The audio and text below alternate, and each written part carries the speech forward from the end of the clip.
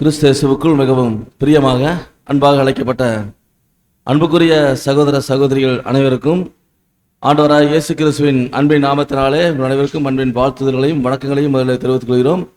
விசேஷமாக நமது ஆண்டவர் இயேசு கிறிஸ்து நமது வாழ்நாளில் ஒரு நாளை சேர்த்து கொடுத்து இந்த நாளிலும் அவருடைய பெரிதான கிருபையினாலும் அவருடைய மேலான இரக்கத்தினாலும் நாம் சகோதர சகோதரிகளாக இந்த பரிசுத்தமான ஓய்வு நாளின் காலை பொழுதில் நாம் தேவனுடைய சன்னிதானத்தில் ஒன்றாக கூடி வந்து அவரை நாம் தொழுது கொள்ளவும் அவருடைய விலையேறப்பட்ட சத்தியங்களை நாம் தியானிக்கவும் நமக்கு தேவன் இரக்கம் செய்து நம் அனைவரையும் இந்த வாய்ப்பில் தேவன் கூட்டி சேர்த்திருக்கிறார். ஆகவே கொடான கொடி நன்றியுள்ள சோத்திரங்களை நாம் தேவனுக்கு ஏறெடுத்துக்கொண்டு இந்த நாளுக்கு உண்டான பாடத்துக்குள் நாம் இப்பொழுது கடந்து செல்லலாம். அன்பான சகோதரர்களே, அன்பானவர்களே, நாம் ஒவ்வொரு வாரமும் இந்த தொடர் வேதாகம வகுப்பு, இது ஒரு பைபிள் ஸ்டடி கிளாஸ். பரிசுத்த வேதாகமம் நம்ம எல்லார் கையிலும் இருக்கு. நம்ம எல்லாம் கிறிஸ்தவர்கள். அப்போ தேவனுடைய மைண்டு தான் இந்த பைபிள்னு பார்க்குறோம். அப்போ தேவனுடைய மைண்டை நம்ம புரிந்து கொள்ளணும்னா பைபிள் நம்ம படித்து தெரிஞ்சால் தான் புரிஞ்சு கொள்ள முடியும். இப்போ பைபிளை நம்ம படிக்கிறதுக்கு சாதாரணமாக புரிந்து கொள்ள முடியாது. படிப்போம், ஆனால் புரிந்து கொள்ள முடியாது. அப்போ பைபிளை எளிமையாக புரிந்து கொள்ள நமக்கு இந்த ஒரு பைபிள் ஸ்டடி கிளாஸ் மிகவும் உதவியாக இருக்கும். இப்போ வேதாகமத்தை எப்படி நாம் புரிஞ்சுக்கிறது அப்படிங்கிறத நம்ம இந்த ஒரு பைபிள் ஸ்டடி கிளாஸில் தொடர்ந்து தியானிச்சு கொண்டிருக்கிறோம். இது ஒரு சிஸ்டமேட்டிக்கல் ஸ்டடி. அப்படின்னா இது முறையான வேதாகம படிப்பு. ஒவ்வொரு பாடமும் பாருங்க ஒன்றோடு ஒன்று தொடர்புடையது. நம்ம ஏற்கனவே சொல்லியிருக்கிறோம். கடந்த வார பாடத்தினுடைய தொடர்ச்சி தான் இந்த வாரம், இந்த வார பாடத்தினுடைய தொடர்ச்சி தான் அடுத்த வாரம். இப்படியாக ஒவ்வொரு பாடமும் ரொம்ப ரொம்ப முக்கியம். ஒரு வாரம் நம்ம வரலைன்னா அப்போ அடுத்த வாரத்தினுடைய பாடத்தை புரிந்து கொள்வது சற்று கடினமாக இருக்கும்னு நம்ம சொல்கிறோம். அன்பான சார் இப்போ அன்பானவர்களே, நம்ம இந்த நாளில் பார்க்க போகிற பாடமானது ஏற்கனவே நம்ம பார்த்த பாடம் தான். அதனுடைய தொடர்ச்சி தான் நம்ம பார்க்க போகிறோம். நம்ம பாடத்துக்கு போகிறதுக்கு முன்பதாக சத்தியத்தை அறிவீர்கள், சத்தியம் உங்களை விடுதலையாக்கும் என்ற வசனத்தை நம்ம அடிப்படையாக கொண்டு தான் ஒவ்வொரு வாரமும் நம்ம பாடத்தை நம்ம தியானிச்சுட்டு இருக்கிறோம். சத்தியத்தை அறிவோம், சத்தியம் நம்மளை விடுதலையாக்கும், எல்லாவற்றிலிருந்து விடுதலையாகும். இதிலிருந்து அறியாமை, தெரியாமை, புரியாமை, பாவம், சாபம் அத்தனையிலிருந்து விடுதலை தர்றது சத்தியம் மாத்திரம்தான். அன்பான சகோதரர்களே, அப்படியாக இந்த ஒரு வசனத்தை நம்ம அடிப்படையாக கொண்டு பாடத்துக்குள்ள போறோம். கடந்த வார பாடம் என்னன்னு பார்த்தோம்னா இரண்டாம் உலகம் பார்த்தோம். இப்போ அன்பானவர்களே, நம்ம பார்க்குறோம், இது நம்ம வாழ்ந்துக்கிற பூமி. 3 பூமி இருக்கான்னு கேட்காதீங்க. எத்தனை பூமி இருக்குன்னு கேட்காதீங்க.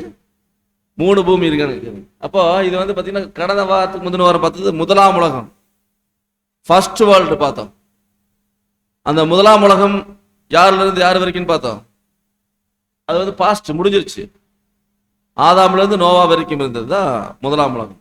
ஆதாம்ல இருந்து நோவா வரைக்கும், ஆதாம் டு நோவா. ஆதாம தேவன் படைச்சார், ஏதேன் தோட்டத்தில் படைத்து வைத்திருந்தார். அப்போ ஆதாம்ல இருந்து தொடர்ந்து இங்க சந்ததிகள் உருவாகுது. அப்போ அந்த காலம் முதலாம் உலகத்தினுடைய அந்த டைம் பீரியட் பார்த்தீங்கன்னா 1656 வருஷம். ஆதாம்லேருந்து நோவா வரைக்கும் இருந்த காலம். அப்போ அங்கே அக்கிரமம் பெறுகிறதுனால தேவன் ஜலப்பிரயத்தினால அழிச்சிட்டார். நம்ம அந்த பாடத்தில் நம்ம கரெக்டாக தியானிச்சோம். ஏன் தேவன் முதலாம் உலகத்தை அழிச்சார், தண்ணினால் அழிச்சார்னு பார்த்தோம். மனுஷனுடைய அக்கிரமம் பூமியில பெருகுச்சு அப்படின்னு பார்த்தோம். அன்னைக்கு பெருகுச்சு, இன்னைக்கு பெருகலையா அப்படின்னு கேள்வி கேட்டா இன்னைக்கும் இருக்குது. அன்னைக்கே அழிச்சார். அதான் ரொம்ப முக்கியமான பாயிண்ட். அன்னைக்கே அழிச்சாரு. நீங்க சொல்லுங்க, பாடம் கேட்டீங்கல்ல, அன்னைக்கு ஏன் முதலாம் உலகத்தை தண்ணியில அழிச்சார் அப்படிங்கிற கேள்விக்கு பதில். அழிச்சார் அப்படிங்கிறீங்களா? அக்கிரமம் பெருகுச்சு. அக்கிரமம் அன்னைக்கும் இருக்கு, இன்னைக்கும் இருக்கு. அன்னைக்கு விட இன்னைக்கு அதிகமா இருக்குது. ராட்சாத சந்ததி வந்தாங்க. சரி, ராட்சத சந்ததி வந்தா வரட்டு, அதுக்காக ஏன் அழிக்கணும்? சரி, தேவபக்தியில் சந்ததி ராட்சத சந்ததி வராதா? அக்கிரமம் பெருகுச்சு. இன்னைக்கு அக்கிரமம் இருக்குது. அன்னைக்கு இருந்ததை விட இன்னைக்கு அக்கிரமம் அதிகமாகவே இருக்குது. அன்னைக்கு கூட இந்த மாதிரி டெக்னாலஜியெல்லாம் வளரல, அக்கிரமம் கொஞ்சம் கம்மியாக இருந்துச்சு. இன்னைக்கு டெக்னாலஜியெல்லாம் பயங்கரமாக வளர்ந்துருக்குது. அப்போ அக்கிரமம் இன்னும் அதிகமாக தானே இருக்கணும் இன்னைக்கு. அப்போ இன்னைக்கு நினைச்சா தேவன் பயங்கர கோபத்தில் அழிச்சிடணும். ஆனால் இன்னைக்கு அழிக்கல. முதலாம் உலகத்தை ஏன் அழிச்சார்? ஒரு ஆன்சர் கரெக்டாக வந்துச்சு. இன்னும் கொஞ்சம் பக்கத்தில் நெருங்கிட்டீங்க. ராட்சத சந்ததி வந்துச்சு, ராட்சதர்கள் பிறந்தாங்க. சரி, அதனால என்ன, பிறந்துட்டு போட்டு அதையே அழிக்கணும்.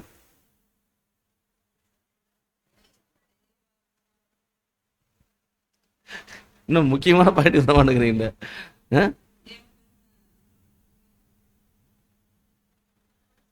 ஒரே வார்த்தை சுருக்கமாக சொல்லணும்னா, தேவன் தமது சாயலாகவும் தமது ரூபத்தின் பிரகாரம் மனுஷன் உண்டாக்குவோமாகன்னு சொல்லி உருவாக்கினார். தேவ சாயலாக மனுஷன் படைக்கப்பட்டான். தேவ சாயல்னா தேவன் எப்படி இருப்பார்? அவர் சாயலை நாம் படைக்கப்பட்டோம். அப்ப மனுஷனை தேவ சாயலா படைச்சார். அங்க என்ன ஆச்சுன்னா, அங்க தேவனுடைய திட்டம் என்ன, மனுஷனும் ஒன்று, மனுஷன் மனுஷி ரெண்டு பேரும் சேர்ந்து அவங்களுக்கு பிறக்கிற குழந்தை மனுஷங்க. ஆனா தேவதூதர்கள் பூமிக்கு பூமிக்கு வந்தாங்க. ஆவி ரூபத்துல வந்தா மனுஷன் கூட பேச முடியாது, ஆவி தெரியாது. அதனால ஆவியா இருக்கிற அந்த தேவதூதர்கள் மனுஷ உருவம் எடுத்துக்கலாம். முதலாம் உலகத்துல தேவன் அப்படி ஒரு தேவதூதர்களுக்கு ஒரு வாய்ப்பு கொடுத்திருந்தார். அவங்க மனுஷ உருவம் எடுத்து மனுஷன் கூட பேசலாம், பழகலாம், இப்படி இருந்துச்சு. இவன் பேசி பழகிறத விட்டுட்டு மனுஷ மாதிரியே மனுஷ குமாரத்தைகளை பெண்களை திருமணம் முடிச்சுட்டாங்க. அப்ப மனுஷனா இருந்து பெண்களை திருமணம் முடிச்சதுனால அவங்களுக்கு குழந்தை பிறகுது. அந்த குழந்தை ராட்சத சஞ்சதி, கிட்டத்தட்ட 40 அடி உயரம், 32-40 அடி உயரம் உள்ள பெரிய ஒரு ஜெய்ஜாண்டிக் தோற்றத்துல வந்துட்டாங்க. இப்ப மனுஷனுடைய வித்துல தேவதூதர் வித்து கலக்கும் போது இது தேவசாயல் கிடையாது. அதனால என்ன பண்ணாருன்னா, தேவன் முதலாம் உலகத்தை அழிச்சிட்டார் தண்ணியில. சரிங்களா? அப்ப அது பாஸ்ட், அந்த உலகம் பாஸ்ட் வேர்ல்டு, முதலாம் உலகம். அப்புறம் பாத்தீங்கன்னா செகண்ட் வேர்ல்டு இப்ப பிரசன்ட் வேர்ல்டு, இன்னைக்கு நாம வாழ்ந்துக்கிறது இரண்டாம் உலகம். இனி வரப்போறது இது அழிய போகுது. இந்த உலகம் அழிய போகுது. எப்படி முதலாம் உலகம் அழிஞ்சோ அந்த மாதிரி இந்த உலகம் அழிய போகுது. அடுத்தது மூன்றாவது உலகம் வரப்போகிற உலகமா இருக்குது. அது கர்த்தருடைய 1000 வருட அரசாட்சி, அவர் தலைமையில் நடக்கக்கூடிய உலகம். அப்ப முதலாம் உலகம் பார்த்துட்டோம், இப்ப இரண்டாம் உலகம் பார்த்துட்டு இருக்கிறோம் அன்பானவர்களே. அப்ப இரண்டாம் உலகம் நோவாவிலிருந்து இன்னைக்கு வரைக்கும், நோவாவிலிருந்து இன்னைக்கு இப்ப இந்த கரண்ட் இப்ப வரைக்கும் இருக்கக்கூடிய உலகம் இரண்டாம் உலகம். அதனால நம்ம கடந்த வாரத்துல எங்க ஆரம்பிச்சோம்? ஜலப்பிரளயத்துல அந்த நோவா ஃபேமிலி எப்படி பேழையில தப்பிச்சு அதுல இருந்து மக்கள் புறப்பட்டு சேம், காம், யாபேத் 3 பேர் நோவாவின் பசங்க, அவங்க மூலியமா தான் இன்னைக்கு இருக்கிற எல்லா மக்களும் பிறந்தாங்க. சேம், காம், யாபேத் மூலமா தான் இன்னைக்கு உலகத்துல இருக்கிற அத்தனை ஜனங்களும் பிறந்திருக்கிறாங்க. நீங்க நான் எல்லாருமே இந்த சேம், காம், யாபேத்தினோட சந்ததி தான். சரிங்களா?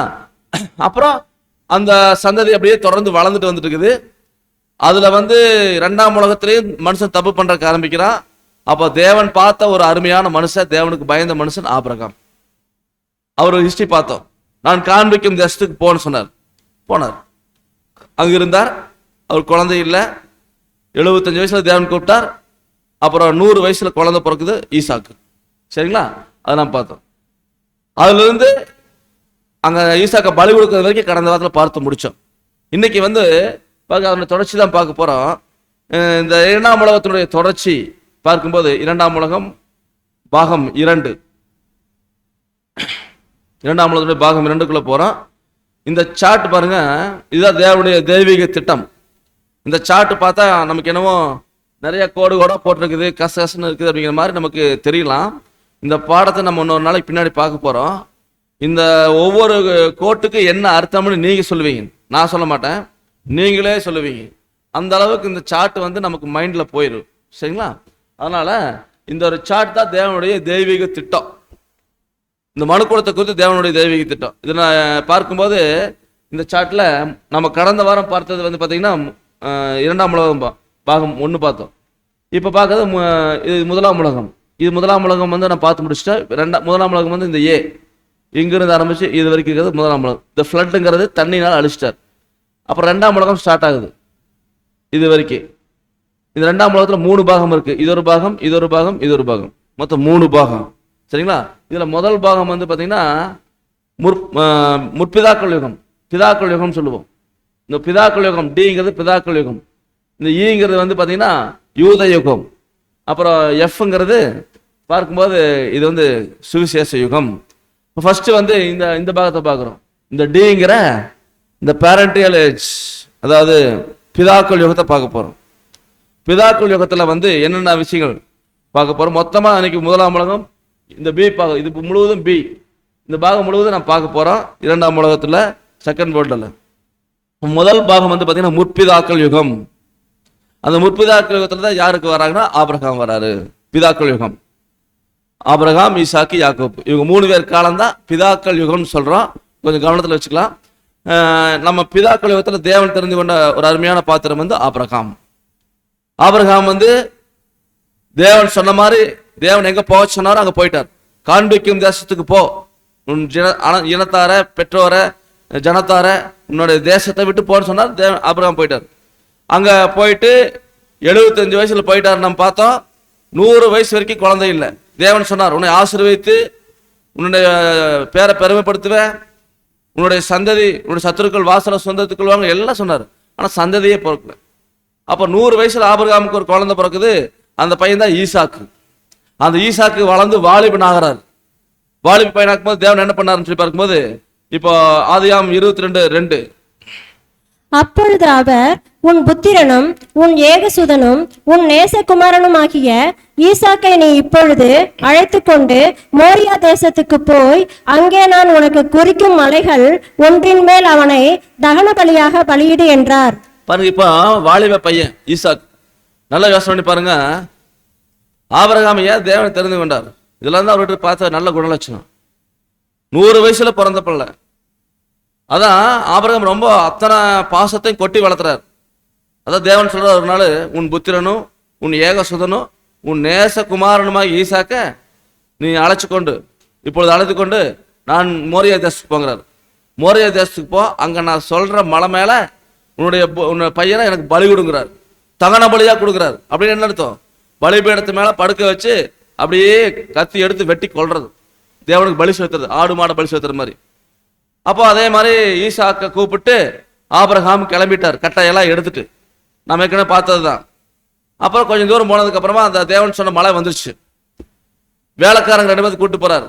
ஆனா வேலைக்காரங்கிட்ட ஆபிரகாம் சொல்றாரு, ஆதியாகமம் 22:5 அப்பொழுது ஆபிரகாம் தன் வேலைக்காரரை நோக்கி, நீங்கள் கழுதையை நிறுத்தி இங்கே காத்திருங்கள், நானும் பிள்ளையாண்டானும் அவ்விடம் மட்டும் போய் தொழுது கொண்டு உங்களிடத்திற்கு திரும்பி வருவோம் என்றான். இங்க வசனத்துல நீங்க பார்க்கும்போது ஆபிரகாம் சொல்லிட்டு தேவன் சொல்லிட்டார், உன் பிள்ளையாண்டான பலி கொடுன்ட்டார். இப்ப வேலைக்காரங்களோட போறாரு. வேலைக்காரங்க அங்கே கொஞ்சம் தூரம் நிறுத்திட்டு நீங்க எல்லாம் இங்கே நில்லுங்க, நானும் பிள்ளையாண்டானும் அவ்விடம் மட்டும் போய் தொழுது கொண்டு உங்களிடத்துக்கு திரும்பி வருவோம் அப்படிங்கிறாரு. தேவன் பிள்ளைய பலி கொடுக்க சொல்லிட்டார். இப்ப ஆபிரகாம் ஈசாக்க கூட்டிட்டு போனான்னா அங்க பலி கொடுத்துட்டாருன்னா திரும்பி வரும்போது ஆபிரகாம் மட்டும்தான் திரும்பி வருவார். அப்ப இவர் வந்து ஒரு மேலதான் சொல்லியிருக்கணும். ஆனா அவர் பன்மேல சொல்றாரு, என்னன்னா திரும்பி வருவோம், நானும் பிள்ளையும் வருவோம் அப்படின்னு சொல்றாரு. அப்படிங்கும்போது இங்கேயே ஆபிரகாமுடைய விசுவாசம் தெரியுது. அப்ப ஆபிரகாம் வந்து பொய் சொன்னாரா? திரும்பி வருவோன்னு ஏன் சொல்றாரு? திரும்பி வருவேன் அப்படின்னு தான் சொல்லணும். நான் போயிட்டு நான் திரும்பி வரேன் அப்படின்னு தான் சொல்லியிருக்கணும். திரும்பி வருவோன்னு சொல்லும் போதே அங்க என்ன நடக்குதுன்னா ஆபிரகாமுக்குள்ள விசுவாசம். நான் போவேன், பிள்ளைய பலி கொடுப்பேன், பிள்ளை வந்து தேவனுக்கு பலியானாலும் தேவன் மீண்டும் அந்த பிள்ளைய உயிரோட கொடுப்பாரு அப்படிங்கிற விசுவாசம். பொய் சொல்லல, விசுவாசம். ஆபிரகாம் மட்டும் விசுவாசம். அப்ப விசுவாசம்னா என்னன்னு ஒரு கேள்வி கேட்டேன்னா எபிரேயர் 11:1 விசுவாசமானது நம்பப்படுகிறவைகளின் உறுதியும் காணப்படாதவைகளின் நிச்சயமுமா இருக்கிறது. பாருங்க, விசுவாசம் என்பது என்னன்னா நம்பப்படுகிற உறுதி, காணப்படாத நிச்சயம். உறுதியா நம்பணும், உறுதியா நம்பணும். பார்க்காத நம்பணும். பார்க்காதது நம்ம தேவனை பார்த்ததில்லை, பரலோகத்தை பார்த்ததில்லை, ஆண்டவர் இயேசு கிறிஸ்துவை பார்த்ததில்லை. ஆனா நாம அவங்க இருக்கிறாங்கன்னு விசுவாசிக்கிறோம், பரலோகம் இருக்குதுன்னு விசுவாசிக்கிறோம். அப்ப இதுதான் காணப்படாதவைகளின் உறுதி, நிச்சயம் சொல்லி பார்க்கிறோம். அப்ப பாருங்க, ஆபிரகாமுக்கு என்ன விசுவாசம் அப்படின்னா விசுவாசம் தந்தைன்னு சொல்ற ஆபிரகாம். ஏன்னா நம்பப்படுகிற உறுதி, காணப்படாத நிச்சயம். என்ன நம்பப்படுகிற உறுதி? ஆபிரகாம் கிட்ட தேவன் சொன்னார், இவன் மூலியமா தான் உனக்கு சந்ததி விளங்கும், இவன் தான் உன்னுடைய அத்தனைக்கும் வாரிசு, இவன் தான் உன் புத்திரன் ஏகசுதன் நேசகுமாரன் எல்லாம் சொல்லிட்டார். அப்ப அந்த பையன் மூலியமா பூமியில் உள்ள வம்சங்கள் எல்லாம் ஆசிரியப்படும் சொல்லியிருக்காரு. அப்படிங்கும் போது இந்த பையனை தேவன் பலி கொடுக்க சொல்றாரு. இன்னும் அந்த பையனுக்கு திருமணம் ஆகல, குழந்தைகள் பிறக்கல, இப்ப பலி கொடுக்க சொல்றாரு. அப்படின்னா தேவன் சொன்னாரா செய்வார் அப்படிங்கிற உறுதியா நம்புறாரு. காணப்படாத நிச்சயம். வெட்டினாலும் என் பையனை வெட்டினாலும் ஒப்பு கொடுத்தாலும் திரும்பி உயிரோட கொடுப்பார். அதைத்தான் நான் படிக்கிற எபிரேயர்ல 11ஆம் அதிகாரத்துல வசனம் 17-18. மேலும் விசுவாசத்தினாலே ஆபிரகாம் தான் சோதிக்கப்பட்ட போது ஈசாக்கை பலியாக ஒப்பு கொடுத்தான். வசனத்துல படிக்கும்போது விசுவாசத்தினால ஆபிரகாம் சோதிக்கப்படுறார். ஆபிரகாம் சோதிக்கப்படுறதே அவர் விசுவாசத்துக்காக தான். விசுவாசத்தினால சோதிக்கப்படும் போது அங்க ஈசாக்கு பலியாக ஒப்பு கொடுத்தாரா, பலியாக கொடுத்துட்டாரு அப்படின்னு தேவன் சொல்றாரு. பாருங்க, அங்க படிக்கும்போது ஈசாக்கினிடத்தில் உன் சந்ததி விளங்கும் என்று அவனோடே சொல்லப்பட்டிருந்ததே. இப்படிப்பட்ட வாக்கு தத்தங்களை பெற்றவன் மரித்தோரிலிருந்து எழுப்ப தேவன் வல்லவராய் இருக்கிறார் என்று எண்ணி பாருங்க என்ன தெரியுமா? பாருங்க, ஈசாக்கு இடத்துல உன் சந்ததி விளங்கும் என்று தேவன் சொல்லியிருக்கார், அவனோட சொல்லப்பட்டிருந்துச்சு. இப்படிப்பட்ட வாக்கு தத்தங்களை பெற்றவன் தான் ஈசாக்கு. இப்ப அவனை பலிதர சொல்றாரு தேவன். அவரு தான் சொன்னாரு இப்படிப்பட்ட வாக்கு தத்தங்களை அவனுக்கு கொடுத்துருக்கிறேன் அப்படின்னு அவரு தான் சொன்னார். இப்ப அவரே சொல்றாரு அவனை பலி கொடுக்கிறாரு. அப்படிதான் சொல்றாரு. இப்படிப்பட்ட வாக்கு பெற்றவன் அவனை மரித்தோரிலிருந்து எழுப்ப தேவன் வல்லவராய் இருக்கிறார் என்று எண்ணி ஈசாக்க பலியாக ஒப்பு கொடுத்துட்டாரு. தேவன் உயிரோட கொண்டு வந்துருவார் அப்படிங்கிற விசுவாசம் தான். அதனாலதான் அங்க பார்க்கும்போது அங்க தேவனுக்கு ஈசாக்க பலி கொடுக்க துணிஞ்சிட்டார். யாராச்சும் நம்ம பையனை நம்ம பலி கொடுக்க துணியுமா?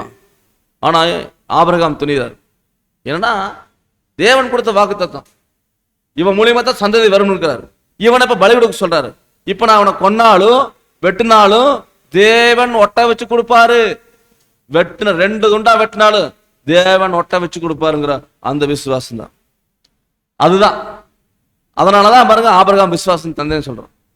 பாருங்க அடுத்தது ஆபிரகாம் விசுவாசம் சோதிக்கிறதுக்கு முன்னாடி தேவன் சொன்னார் பாருங்க. அதாவது ஆபிரகாமுக்கு ஏற்கனவே அந்த ஆகார் மூலியமா ஒரு பிள்ளை இருந்துச்சு. அந்த பிள்ளை இஸ்மயேல். அந்த பையனை இருந்ததுன்னு வச்சுக்கங்களேன். ஆபிரகாம் சாராளுடைய பையனை தான் சாராள் தான் முதல் மனைவி. ஆகார் 2வது சாராள் கொடுத்தது. அப்போ அந்த இஸ்மயேல் முதல் பிறந்த பையன் தான். ஆனா ஆபிரகாம் ஈசாக்க பலி கொடுன்னு தேவன் சொல்லும்போது திடீர்னு அவருக்கு மனசு மாறு. ஏன்னா ஈசாக்கு தான் ரொம்ப பாசத்துக்குரிய பையன், ரொம்ப நேசிக்கிற பையன். இப்ப இந்த நேரத்தில் யோசிப்பாரு, சரி என்னதான் இருந்தாலும் ஈசாக்கு இப்ப கொடுக்க வேண்டாம், நம்ம இஸ்மயேலை கொடுத்துலான்னு நினைக்க தோணும். அதனால சொல்றாரு ஈசாக்கு இடத்துல சந்ததி விளங்கும் அப்படின்னு தேவன் சொன்னார். ஏற்கனவே சொல்லிட்டார் தேவன், ஈசாக்கு இடத்துல உன் சந்ததி விளங்கும்னார். அப்ப அப்படியாக அந்த சந்ததி விளங்கக்கூடிய மகனை அவர் வெற்றக்கு துணிஞ்சாருன்னு சொல்லி பார்க்கிறோம். அப்ப தேவன் காப்பாத்திட்டார். அப்ப தேவன் ஆசீர்வதிக்கிறார். என்ன ஆசீர்வதிக்கிறாரு? உன் புத்திரன் என்றும் உன் ஏக சுதன் என்றும் பாராம அவனை ஒப்பு கொடுத்து இந்த காரியத்தில் செய்தபடியால நான் உன்னை ஆசீர்வதித்து உன் சந்ததி வானத்து நட்சத்திரத்தை போலவும் கடற்கரை மணலை போலவும் பெருக பண்ணுவேன். உன் சந்ததியா தங்கள் சத்துருக்கள் வாசலை சுதந்து கொள்வார்கள் என்று தேவன் சொன்னார். அப்ப இப்படியாக தேவன் ஆபிரகாம் மூலியமாக ஒரு தேவபக்தியோட சந்ததியை கொண்டு வர விரும்பினார். தேவன் ஃபர்ஸ்ட் அவரை எல்லார்ட்ட விரும்புறது என்ன தெரியுங்களா? அவரோட வார்த்தைகளுக்கு கீழ்ப்படியணுங்கிறது தான். ஆதாம் கிட்ட தேவன் அதான் சொன்னார், இந்த பழத்தை சாப்பிடாத. ஆதாம் கீழ்ப்படிஞ்சாரா? தேவனுடைய வார்த்தை நீ சாப்பிடக்கூடாது. ஆனா அவனுடைய மனைவியின் வார்த்தை, ஏவாளுடைய வார்த்தை என்ன? இதை சாப்பிடுங்கன்னு கொடுக்குது. இப்ப தேவன் சாப்பிட வேண்டாங்கிறார், மனைவி சாப்பிடுங்குது. இப்ப ஆதாம் யாரு பேச கேட்டார்? தேவன் பேச கேட்டாரா? தன் மனைவி மேல வச்ச அன்பு தேவனை தூக்கி வீசிட்டார் ஆதாம். தேவனுடைய வார்த்தைக்கு கீழ்ப்படியில, மனைவியின் வார்த்தைக்கு கீழ்ப்படிச்சிட்டார். அதனாலதான் பாவத்தின் சம்பளம் மரணம் இன்னைக்கு எல்லாரும் மனுக்குலத்துக்கு வந்துருச்சு. அவர் அன்னைக்கு சாப்பிடலன்னா இன்னைக்கு யாரும் நம்ம சாக மாட்டோம். இப்ப அங்க ஆதாம் கீழ்ப்படியில, ஆனா ஆபிரகாம் கீழ்ப்படிஞ்சார். அதே அன்புதான் ஆபிரகாம் என்ன பண்ணாதுங்களா? உன் பையனை வெட்ட துணிஞ்சிட்டார். அப்போ ஆபிரகாம் மூலியமா தான் தேவபக்தி உள்ள சந்ததி வரணும்னு தேவன் முடிவு செஞ்சிட்டார். அதனால சொன்னாரு, உன் சந்ததி நான் வானத்து நட்சத்திரத்தை போலவும் கடற்கரை மணலை போலவும் பெருக பண்ணுவேன் அப்படின்னாரு. அடுத்து சொல்றாரு, இந்த வானத்து நட்சத்திரம் கடற்கரை மணல் இது 2 தேவபக்தியுள்ள சந்ததி. இது ஆபிரகாமுக்குள்ள இருந்து ஒரு நல்லா புரிஞ்சுக்குங்க. இந்த சந்ததி வானத்து நட்சத்திரம் போன்ற 2 வகை சந்ததி வரப்போகுது ஆபிரகாம்ல இருந்து. ஒரு சந்ததி வானத்து நட்சத்திரம் போன்ற சந்ததி, இன்னொரு சந்ததி கடற்கரை மணலை போன்ற சந்ததி. இது 2ம் ஆபிரகாமுக்குள்ள இருந்து வரும். அப்ப அந்த 2 சந்ததி தான் தேவபக்தி உள்ள சந்ததி. இந்த சந்ததி வந்ததுக்கு அப்புறம் தான் சொல்றாரு, உன் சந்ததிக்குள்ள வசனத்தை பாருங்க நல்லா, உன் சந்ததிக்குள்ள பூமியில் உள்ள, நீங்க இந்த வசனத்தை நல்லா பார்க்கணும். உன்னுடைய சந்ததிக்குள்ள, எந்த சந்ததி? வானத்து நட்சத்திரம் போன்ற ஒரு சந்ததி, கடற்கரை மணலை போன்ற சந்ததி. இந்த 2 சந்ததி தான் தேவபக்தியுள்ள சந்ததி. ஆபிரகாம் மூலியமா தான் வருது, ஆபிரகாமுடைய வித்திலிருந்து தான் வரப்போகுது. இந்த 2 சந்ததிக்குள்ளதான் பூமியில் உள்ள சகல ஜாதிகளும், எல்லா ஜாதிகளையும் தேவன் ஆசீர்வதிக்க போறாரு. எப்படின்னா இந்த சந்ததிக்குள்ள, ஆபிரகாமின் சந்ததிக்குள்ள. காரணம் என்ன தெரியுங்களா? தேவன் சொன்னார், நீ என் சொல்லுக்கு கீழ்ப்படிந்தபடியினால உன் சந்ததிக்குள்ள பூமியில் உள்ள சகல ஜாதிகளும் ஆசீர்வதிக்கப்படும் என்று என் பெயரில் ஆணையிட்டேன் என்று தேவன் சொல்கிறார். இப்படியாக ஆபிரகாமுடைய கீழ்ப்படிதல்னால தேவன் ஒட்டுமொத்த உலகத்தையும் இந்த அவருடைய சந்ததி, ஆபிரகாமின் சந்ததி, வானத்து நட்சத்திரம், கடற்கரை மணல், அந்த சந்ததியை போல அந்த சந்ததிக்குள்ள ஆசீர்வதிக்க போறார். சரி, ஆபிரகாம் என்ன சொன்னார் தேவன்? ஆபிரகாம் என்ன சொன்னார்? உன் சந்ததிய வானத்து நட்சத்திரத்தை போலவும் கடற்கரை மணலை. அப்ப ஆபிரகாமிலிருந்து எத்தனை வகையான சந்ததி வரப்போகுது? 2 வகையான சந்ததி வரப்போகுது. ஒரு சந்ததி வானத்து நட்சத்திரம் போல இருக்குமா, ஒரு சந்ததி எப்படி இருக்குமாமா? கடற்கரை மணலை போல இருக்குமா. அப்ப 2 சந்ததி வருமா. இந்த 2 சந்ததி வந்ததுக்கு அப்புறம் தான் பூமியில் உள்ள எல்லா ஜாதிகளும் ஆசீர்வதிக்கப்பட போகுது. அப்படின்னா இங்க ஆபிரகாம் தேவன் உன் சந்ததி வானத்து நட்சத்திரத்தை போலவும் கடற்கரை மணலை போலவும் பெருக பண்ணுவேனாரா. இப்போ ஆபிரகாமுக்கு பையன் பிறந்திருக்கு. அந்த பையன் பேர் என்னங்க? ஈசாக்கு. அப்ப ஈசா கிட்ட தேவன் என்ன சொல்லணும்? இப்போ தேவன் அப்பாவுக்கு ஒரு ஆசீர்வாதம் கொடுக்குறாருன்னா, அவருடைய சந்ததிக்கு ஆசீர்வாதம் கொடுக்குறாருன்னா, அந்த ஆசீர்வாதம் பையன்கிட்டையும் அப்படியே தான் சொல்லணும். அப்பாவுக்கு ஒரு ஆசீர்வாதம் கொடுக்குறாரு, உன்னோட சந்ததி நான் ஆசீர்வதிக்க போறேன், உன்னோட சந்ததி இப்படி இருக்கும் அப்படின்னு சொன்னார். அப்ப ஈசாக்குக்கு அதே ஆசீர்வாதத்தை தேவன் சொல்லியிருக்கணும். ஆனா ஈசா கிட்ட தேவன் சொல்லும்போது என்ன சொல்றாரு தெரியுங்களா? ஆதியாகமம் 26ஆம் அதிகாரம் 5வது வசனம்.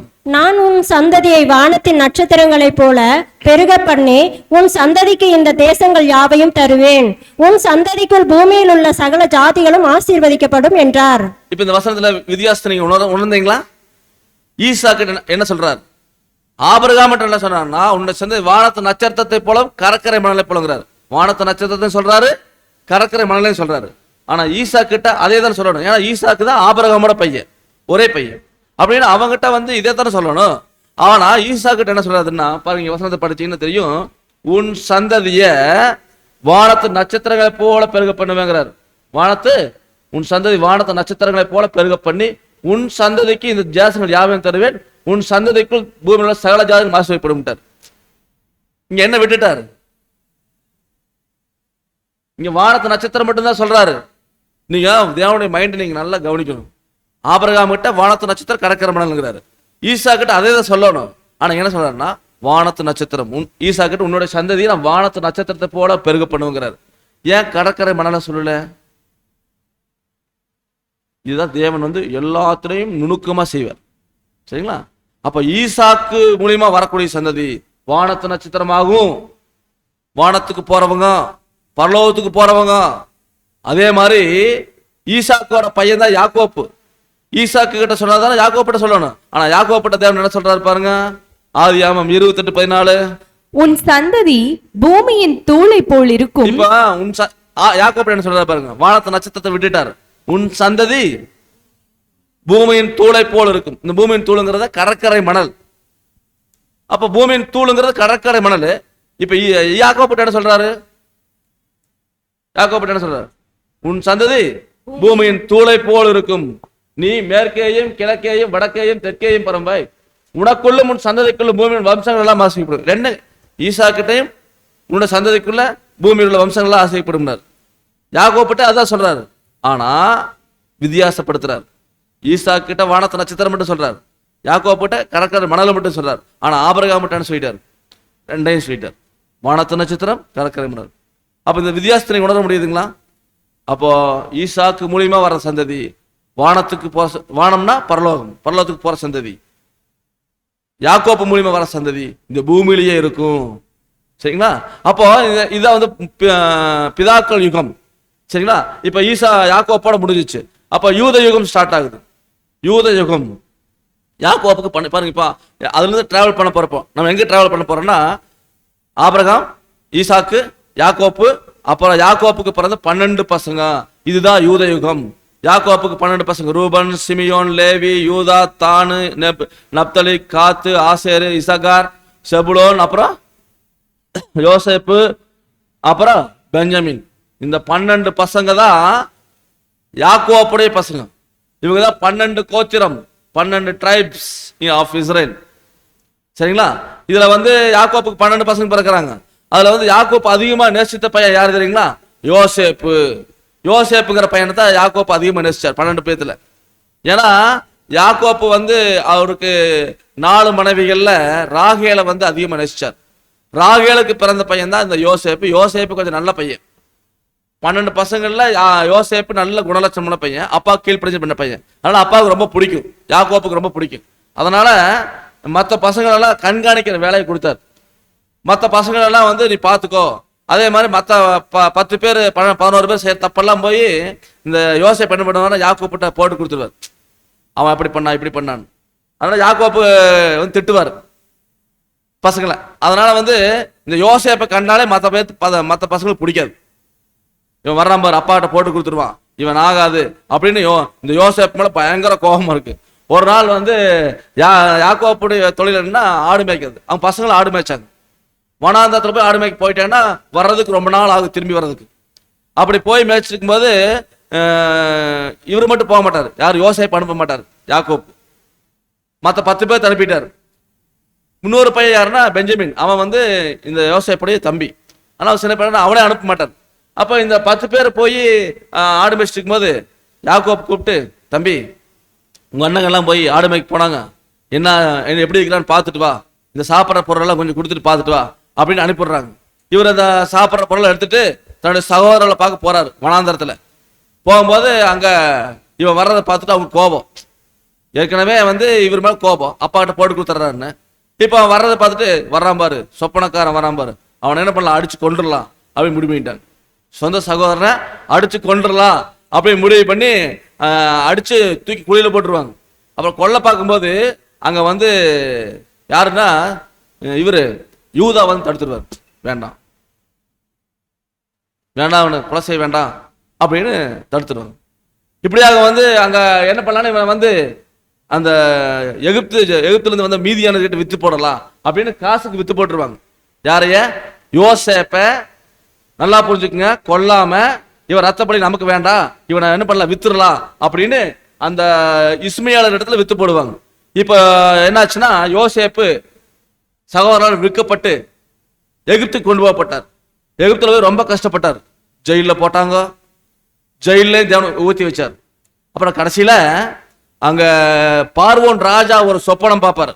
அந்த சொப்பனத்துக்கு அர்த்தம் வந்து யாரால சொல்ல முடியாது. இவர் தான் சொப்பனத்துக்கு நல்லா அர்த்தம் சொல்லுவார் யோசேப்பு. அப்ப இவர் என்ன பண்ணாருன்னா இந்த விஷயம் பார்வோன் ராஜாவுக்கு கேள்விப்படுறார். சிறைச்சாலையில ஒருத்தர் இருக்கிறான், அவன் சொப்பனத்துக்கு நல்லா அர்த்தம் சொல்லுவான் அப்படின்னு அவனை கூட்டிட்டு வாங்கிறார் ராஜா. சொப்பனத்தை சொல்லுவார் ராஜா. உடனே யோசேப்பு என்ன பண்ணுவார்னா, சொப்பனத்துக்கு அர்த்தம் என்னன்னா, இப்போ உலகத்துல ஒரு மிகப்பெரிய பஞ்சம் வரப்போகுது, அதுக்கு முன்னாடி 7 வருஷம் பஞ்சம் வரப்போகுது, அதே மாதிரி 7 வருஷத்துக்கு வந்து நல்லா விளையும், அப்போ நீங்க வந்து சேர்த்து வச்சுக்கோங்க, அந்த பஞ்சத்துல தப்பிச்சிடலாம் அப்படின்னு சொல்லுவார். சரி, இதை செய்யறதுக்கு யார் ஞானமான ஆளு? வேற யாரும் இல்லை, உன்னை தவிர்த்து வேற யாரும் இருக்க முடியாது, அதனால நீயே இந்த வேலை செய்ய அப்படின்னு யோசேப்ப எகிப்து தேசத்துல ராஜா என்ன பண்ணாருன்னா சகல அதிகாரத்தையும் கொடுத்து அவருக்கு ராஜாவுக்கு அடுத்த ஸ்தானம். எல்லாரும் யோசேப்புக்கு அடங்கி நடக்கணும், அவர் தான் அந்த தேசத்துக்கு அதிபதி, நான் அவனுக்கு மேல இருப்பேன், அவ்வளவுதான், மற்றபடி எல்லாமே யோசேப்புடைய அசைவுல தான் இயங்கணும் அப்படின்னு சொல்லிடுவார். பாருங்க, ஒரு சிறைச்சாலையில் இருந்த யோசேப்ப, அடிமையா விற்கப்பட்ட யோசேப்ப தேவன் வந்து அந்த எகிப்துக்கு ராஜா ஸ்தானத்துல உயர்த்திட்டார். இப்ப அதே மாதிரி பஞ்சம் வந்துருச்சு உலகம் முழுவதும். அப்ப நல்லா புரிஞ்சுக்க, இது எகிப்து தேசத்துல பஞ்சம் வந்துச்சு, எல்லா பக்கம் பஞ்சம் வந்துருச்சு. ஆனா யோசேப்பு என்ன பண்ணாரு தெரியுங்களா, அதுக்கு முன்னாடி 7 வருஷம் நல்லா விளைஞ்சத பெரிய பெரிய களஞ்சியத்துல எல்லாம் நிறைய சேர்த்து வச்சுட்டார். அப்ப உலகம் முழுவதும் பஞ்சம் வந்துருச்சு. அப்ப அதே நேரத்தில் பக்கத்து நாட்டுல இருக்கிறது யாருன்னா இந்த யாக்கோப்புடைய பசங்க 11 பேர், அவங்க வந்து சாப்பாட்டுக்கு வழி இல்லாம கஷ்டப்படுறாங்க. அப்ப உலகமெங்கிலும் எங்க தானியம் கிடைச்சதுன்னா எகிப்து தேசத்துல தானியம் கிடைச்சது. யோசேப்பு தான் உலகத்துக்கே படி அளந்தார். அப்படிப்பட்ட யோசேப்ப பார்க்கறதுக்காக யாக்கோப்பு என்ன பண்ண பசங்களை அனுப்பிடுறாரு. யோசேப்பு யாருன்னு தெரியாது, தன்னுடைய பையன்னு தெரியாது. அதே மாதிரி யோசேப்புடைய சகோதரர்களுக்கு தெரியாது, நம்ம சகோதரன் தான் எகிப்து தேசத்துல ராஜாவாக்குறாரு. இவங்க போய் தானியம் வாங்கறதுக்காக போவாங்க. போயிட்டு அங்க போய் யோசேப்ப தெரியாது, ஆனா யோசேப்பு தான் வெளிப்படுத்துவார், நான் தான் உங்க சகோதரன் அப்படின்னு சொல்லுவார். உடனே பயந்துருவாங்க அவங்க எல்லாம், ஐயோ நாம இவருக்கு எவ்வளவு துரோகம் பண்ணோம், இவர் இந்த தேசத்துக்கு ராஜாவா இருக்கிறாரு, நம்மளால கொண்டு போட்டுருவாரு அப்படின்னு பயப்படும் போது, நீங்க பயப்படாதீங்க, உங்களுக்கு நான் ஒன்றும் செய்ய மாட்டேன், நீங்க இப்படி எடுத்துக்கங்க. எப்படின்னா, இந்த மாதிரி ஒரு பஞ்சம் வரப்போகுது, அதனால தேவன் நம்மளை காப்பாத்துறதுக்காக என்னை முன்னமே இப்படி அனுப்புனாரு, என்ன ஏன் இன்னைக்கு வித்து போட்டோம், உன்னை ஏன் நான் அடிச்சோம், கொலை செய்ய பார்த்தோம் அப்படின்னு நீங்க நினைக்க வேண்டாம். தேவன் ஏதோ ஒரு அனுபவத்தை கொடுத்தாரு, அதனால நான் இங்க வந்து ராஜாவா இருக்கிற மாதிரி அந்த ராஜா ஸ்தானத்துல இருக்கிற இது ஒரு நன்மைக்காக செஞ்சிருக்காரு நீங்க நினைச்சுக்குங்க அப்படின்னு யோசேப்பு அவங்ககிட்ட சொல்லி சமாதானப்படுத்துறாரு. அப்புறம் போயிட்டு நீ என்ன பண்ணுன்னா உங்க அப்பாவெல்லாம் கூட்டிட்டு வா அப்படின்னு சொல்லி அனுப்புவார் பாருங்க. அதாவது அந்த எகிப்து தேசத்துல இவர் ஒரு பெரிய ராஜா ஸ்தானத்துல இருப்பார். பஞ்சம் உலகமெங்கும் பயங்கரமா இருந்துச்சு. அப்பதான் வந்து இந்த சகோதரர்கள் வந்து யோசேப்பு தன்னை வெளிப்படுத்துறார். சொல்றாரு பாருங்க, ஆதியாகமம் 45ஆம் அதிகாரத்துல 7வது வசனம். பூமியிலே உங்கள் வம்சம் ஒழியாமல் இருக்க உங்களை ஆதரிக்கிறதற்காகவும் பெரிய ரட்சிப்பினால் உங்களை உயிரோடே காப்பதற்காகவும் தேவன் என்னை உங்களுக்கு முன்னமே அனுப்பினார். இந்த மாதிரி எடுத்துக்கணும். நமக்கு இப்போ ஒரு தேவன் செஞ்ச எதுவுமே நன்மைக்கு தான் செய்வார். யோசேப்பை அடிச்சு குழியில தூக்கி போட்டு கல்ல தூக்கி போட்டு கொல்ல பார்த்தாங்க சகோதரர்கள் கூட பிறந்தவங்க. அப்புறம் வேண்டான்னு சொல்லி அவன் குழியிலிருந்து தூக்கி அடிமையா வித்துட்டாங்க. யோசேப்பு அதெல்லாம் மனசுல வைக்கல பாருங்க, என்னை எப்படி எல்லாம் பண்ணாங்க அப்படின்னு மனசுல வைக்காம அவருக்கு பதவியில் இருக்கும்போது அவர் நினைச்சிருந்தாருன்னா இவங்க எல்லாம் கொல்லுங்க அப்படின்னு ஒரு வார்த்தை சொல்லியிருந்தாருன்னா அங்க இருக்கிற போர் வீரர்கள் அவங்க சகோதரர்களை கொண்டிருப்பாங்க. ஆனா யோசேப்பு என்ன சொல்றாரு, பூமியிலே உங்கள் வம்சம் ஒழியாமல் இருக்க உங்களை ஆதரிக்கிறதுக்காகவும் பெரிய ரட்சிப்பினால உங்களை உயிரோட காப்பதற்காகவும் தேவன் என்னை உங்களுக்கு முன்னமே அனுப்பினார். பாருங்க எப்படி எடுத்துக்காரு பாத்தீங்கன்னா, அது எல்லாமே பாசிட்டிவ் எடுத்துருக்காரு. தேவன் முன்னாடியே அனுப்பினார் நினைச்சுக்குங்க. அது கசப்பான அனுபவத்தை கொடுத்து அனுப்பினார், பரவாயில்ல, அதை பத்தி நீ ஒன்றும் கவலைப்பட வேண்டாம், நீங்க போய் அப்பாவை கூட்டிட்டு வாங்கிறார். இவங்க மீண்டும் போய் கானான் தேசம், எகிப்து தேசத்திலிருந்து கானான் தேசத்துக்கு போய் யாக்கோப்பை கூட்டிட்டு வர்றாங்க. யாக்கோப்புக்கு ரொம்ப வயசாகி போச்சு. யாக்கோப்பு வந்தோடனே யோசேப்பு பார்த்து யாக்கோப்பு ரொம்ப சந்தோஷப்பட்டேன். ஏன்னா யாக்கோப்பு வந்து தன் அத்தனை பாசத்தையும் உயிரே வச்சிருந்த ஒரு மகன் யோசேப்பு. நீண்ட நாள் கழிச்சு பார்க்கும்போது எப்படி இருக்கு, அந்த துக்கத்துல தான் அவர் வந்து ரொம்ப கஷ்டப்பட்டு வாழ்ந்துட்டு இருந்தார். அப்போ ஒரு நாள் வந்து பையனை பார்க்கும்போது ரொம்ப சந்தோஷப்பட்டார். அப்புறம் யாக்கோப்பும் எகிப்தில் தான் இருந்தார். அப்புறம் அங்க எகிப்துல மரணம் அடைஞ்சார். ஆனா சாகும்போது சொல்லிட்டு செத்தார், நான் என்னை வந்து எகிப்தில் அடக்கம் பண்ணக்கூடாது, கானான் தேசம் கொண்டு அடக்கம் பண்ணுட்டார். அதே மாதிரி யோசேப்பு அவங்க அப்பா இறந்தோன்னே கானான் தேசத்துக்கு ஒரு பாடி கொண்டு போய் அடக்கம் பண்ணார், அந்த ஆபிரகாமுடைய கல்லறையில. அடுத்தது யோசேப்பு அங்க நல்லா சிறப்பா வாழ்ந்துட்டு இருக்கிறாரு. அங்க சொல்றாரு, அவர் வாழும்போது சொல்றாரு, ஆதியாகமம் 50:24, யோசேப்பு தன் சகோதரரை நோக்கி, நான் மரணமடைய போகிறேன், ஆனாலும் தேவன் உங்களை நிச்சயமாய் சந்தித்து நீங்கள் இந்த தேசத்தை விட்டு தாம் ஆபிரகாமுக்கும் ஈசாக்குக்கும் யாக்கோபுக்கும் ஆணையிட்டு கொடுத்திருக்கிற தேசத்துக்கு போக பண்ணுவார் என்று சொன்னதுமன்றி. பாருங்க இப்ப என்ன சொல்றாருன்னா, யோசேப்பு தன்னுடைய சகோதரர்லாம் கூப்பிடுறாரு. நான் வயசாயிருச்சு, அவங்க அண்ணன் தம்பியெல்லாம் கூப்பிட்டு அவங்களும் அங்க பாருங்க, யாக்கோப்புடைய பசங்க 11 பேர், அவங்க மனைவிகள் பேரப்பிள்ளைகள் எல்லாம் பஞ்சத்தின் காரணமாக கானான் தேசத்திலிருந்து, கானான் தேசம் தான் தேவன் ஆபிரகாம் கிட்ட சொன்னார், உன்னோட சந்ததிக்கு நான் இந்த தேசத்தை கொடுக்குறேன்னார். அங்கதான் ஆபிரகாம் வாழ்ந்தாரு, ஈசாக்கு வாழ்ந்தாரு, யாக்கோப்பும் அங்கதான் வாழ்ந்துட்டு இருக்கிறார். இப்ப பஞ்சத்தின் நிமித்தமா அங்கிருந்து எகிப்துக்கு வந்துட்டாரு. யாக்கோப்பு அங்க மறிச்சார், மீண்டும் யாக்கோப்பு கொண்டு இங்கே அடக்கம் பண்ணிட்டாங்க. அப்புறம் ஆனா அவருடைய சந்ததி மட்டும் எகிப்துல இருக்கிறாங்க, யாக்கோப்புடைய சந்ததி. இப்ப யோசேப்பு மரணம் அடைய போறாரு. மரணம் அடையும் போது என்ன சொல்றாருன்னா, நான் மறிக்க போறேன் நிச்சயமா சொல்றாரு பாருங்க, ஆனாலும் தேவன் உங்களை நிச்சயமா சந்தித்து நீங்கள் இந்த தேசத்தை விட்டு, இந்த எகிப்து தேசத்தை விட்டு தாம் ஆபிரகாமுக்கும் ஈசாக்குக்கும் யாக்கோப்புக்கும் ஆணையிட்டு கொடுத்திருக்கிற தேசத்துக்கு போக பண்ணுவார். எகிப்துக்கு போய் சொல்றாரு, நான் சாக போறேன், ஆனா தேவன் உங்களை இங்கேயே வச்சிருக்க மாட்டாரு. தேவன் ஆபிரகாம் ஈசாக்கு யாக்கோப்பு கொடுத்த தேசம் கானான் தேசம், அங்க போக பண்ணுவாரு அப்படின்னு சொல்லி செத்துட்டார்.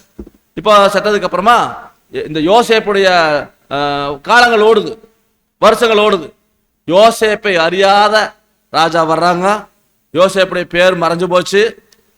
அப்போ அந்த ராஜா வந்து நிறைய ராஜாக்கள் அப்படியே வந்துட்டே இருக்கிறாங்க. அவங்க வந்து அவங்க மத்தியில இந்த இஸ்ரேல் ஜனங்க இருக்கிறாங்க, அவங்க மத்தியில இஸ்ரேல் ஜனங்க இருக்கிறாங்க. அப்போ இந்த இஸ்ரேல் ஜனங்க இருக்கும்போது இந்த ராஜாக்கள் என்ன பண்றாங்கன்னா, அந்த இஸ்ரேல் ஜனங்க யாரோ புறஜாதிகள், நம்ம தேசத்தை சேராதவங்க, அவங்க நம்மளுக்குள்ள வந்து நிறைய பழுகி பெருகிட்டாங்க. கிட்டத்தட்ட இஸ்ரேல் ஜனங்க 24 லட்சம் பேர் ஆயிட்டாங்க. எத்தனை பேர் ஆயிட்டாங்க? எத்தனை பேர் இங்கிருந்து வந்தது? 70 பேர் வந்தாங்க. 70 பேர் கானான் தேசத்துக்கு வந்து 24 லட்சம் ஜனங்களா பெருகிட்டாங்க. அப்போ அவ்வளோ ஜனங்களா பெருகணும்னா இந்த ராஜா என்ன பண்றாருன்னா, இத்தனை பேர் பெருகிட்டாங்க, இவங்க நம்மளையே இது பண்ணிடுவாங்களாட்டாக்குது, அதனால இவங்களை ஒடுக்கணும், இவங்களை வந்து சாதாரண ஒடக்கூடாது. இவங்களெல்லாம் என்ன பண்ணாங்கன்னா, இருக்கிற பெரிய பில்டிங் எகுத்துனா தெரியும், பிரமிடு எல்லாம் இருந்தது. அந்த எல்லாம் பெரிய பெரிய கட்டடத்தெல்லாம் கட்டுறதுக்கு, செங்கல் சொல்றதுக்கும் அந்த கடுமையான வேலை வாங்க ஆரம்பிச்சார் அந்த ராஜா. அப்ப பாருங்க, இந்த ராஜா அந்த மக்கள், எகிப்து மக்களுக்கு எல்லாம் இஸ்ரேல் ஜனங்களை பார்த்தா வெறுப்பு. நம்ம ஊர்லயே பாருங்க, இன்னைக்கு திருப்பூர் ஃபேமஸ் எதுக்கு? பழனி தொழிலுக்கு. இன்னைக்கு ஞாயிற்றுக்கிழமை, இன்னைக்கு பாருங்க, இங்கிருந்து கீழே இறங்குனா பூரா இந்த ரோட்டில் நடக்கிறவங்க பூரா இந்திக்காரங்க தான். ரோட்டில் நடக்கிறவங்க பூரா இந்திக்காரங்க. இந்திக்கார பார்க்கும்போது நமக்கு எப்படி தோணுது? என்ன தோணுது சொல்லுங்க? மனசா உள்ளது மனசு இருக்குது அப்படியே சொல்லுங்க. இந்திக்கார் நிறைய இருக்கிறாங்க. நம்ம அவங்கள வந்து பரவாயில்ல, இந்திக்காரர்கள் இங்கே வந்து நல்லா வேலை செய்கிறாங்க, பொழச்சு போட்டு அப்படி நினைக்கிறோமா? நம்ம என்ன நினைக்கிறோங்க? நம்ம என்ன சொல்லுவோம்? பாரு, எங்கே பார்த்தாலும் இவனுக்கு தான் இருக்கிறானுங்க. டீ கடைக்கு போனாலும் இவங்க தான் இருக்கிறாங்க, ஹோட்டல் கடைக்கு போனாலும் இவங்க தான் இருக்கிறாங்க, எந்த இடத்துல பார்த்தாலும் இவங்க தான் இருக்கிறாங்க. நம்ம ஆளுகள்லாம் ஒரு வேலை செய்ய மாட்டாங்க. இன்னைக்கு இவங்கெல்லாம் வந்து அவங்க வாழ்கிறாங்க, நம்ம ஆளுக்கு வாழ மாட்டேங்கிறாங்க அப்படின்னு அவங்க மேலே நம்ம கோபம். அதை நேரத்தில் வந்து அவங்க ஏதாச்சும் நமக்கு சொல்கிறான்னு வச்சுக்கோங்க, ஏதாச்சும் பண்ணால் நம்ம என்ன சொல்லுவோம்? டேய், நீ யாரு? நான் யார் தெரியுமா? இந்த ஊருக்காரன், நீ எங்கிருந்தோ வந்தவன், நீ எனக்கு அதிகாரம் பண்ணுறியா அப்படின்னு சொல்லுவாங்க. அவங்க ஒரு வேலை நம்ம வார்டில் ஒரு வார்டு மெம்பருக்கு நிற்கிறாரு, ஓட்டு போட்டுருமா சொல்லுங்க? அல்லது ஒரு எம்எல்ஏக்கு நிற்கிறாரு, ஓட்டு போட்டுருமா? ஏன்? அவன் இந்திக்காரன் பாருங்க. அவங்க மேலே அவங்களும் நம்ம இந்தியர்கள் தான். நான் வந்து அவங்க வேற தூர தேசத்து வந்துருக்குறாங்க, அவங்க நமக்கு வந்து இருக்கிறது நம்ம பிடிக்க மாட்டேங்குது.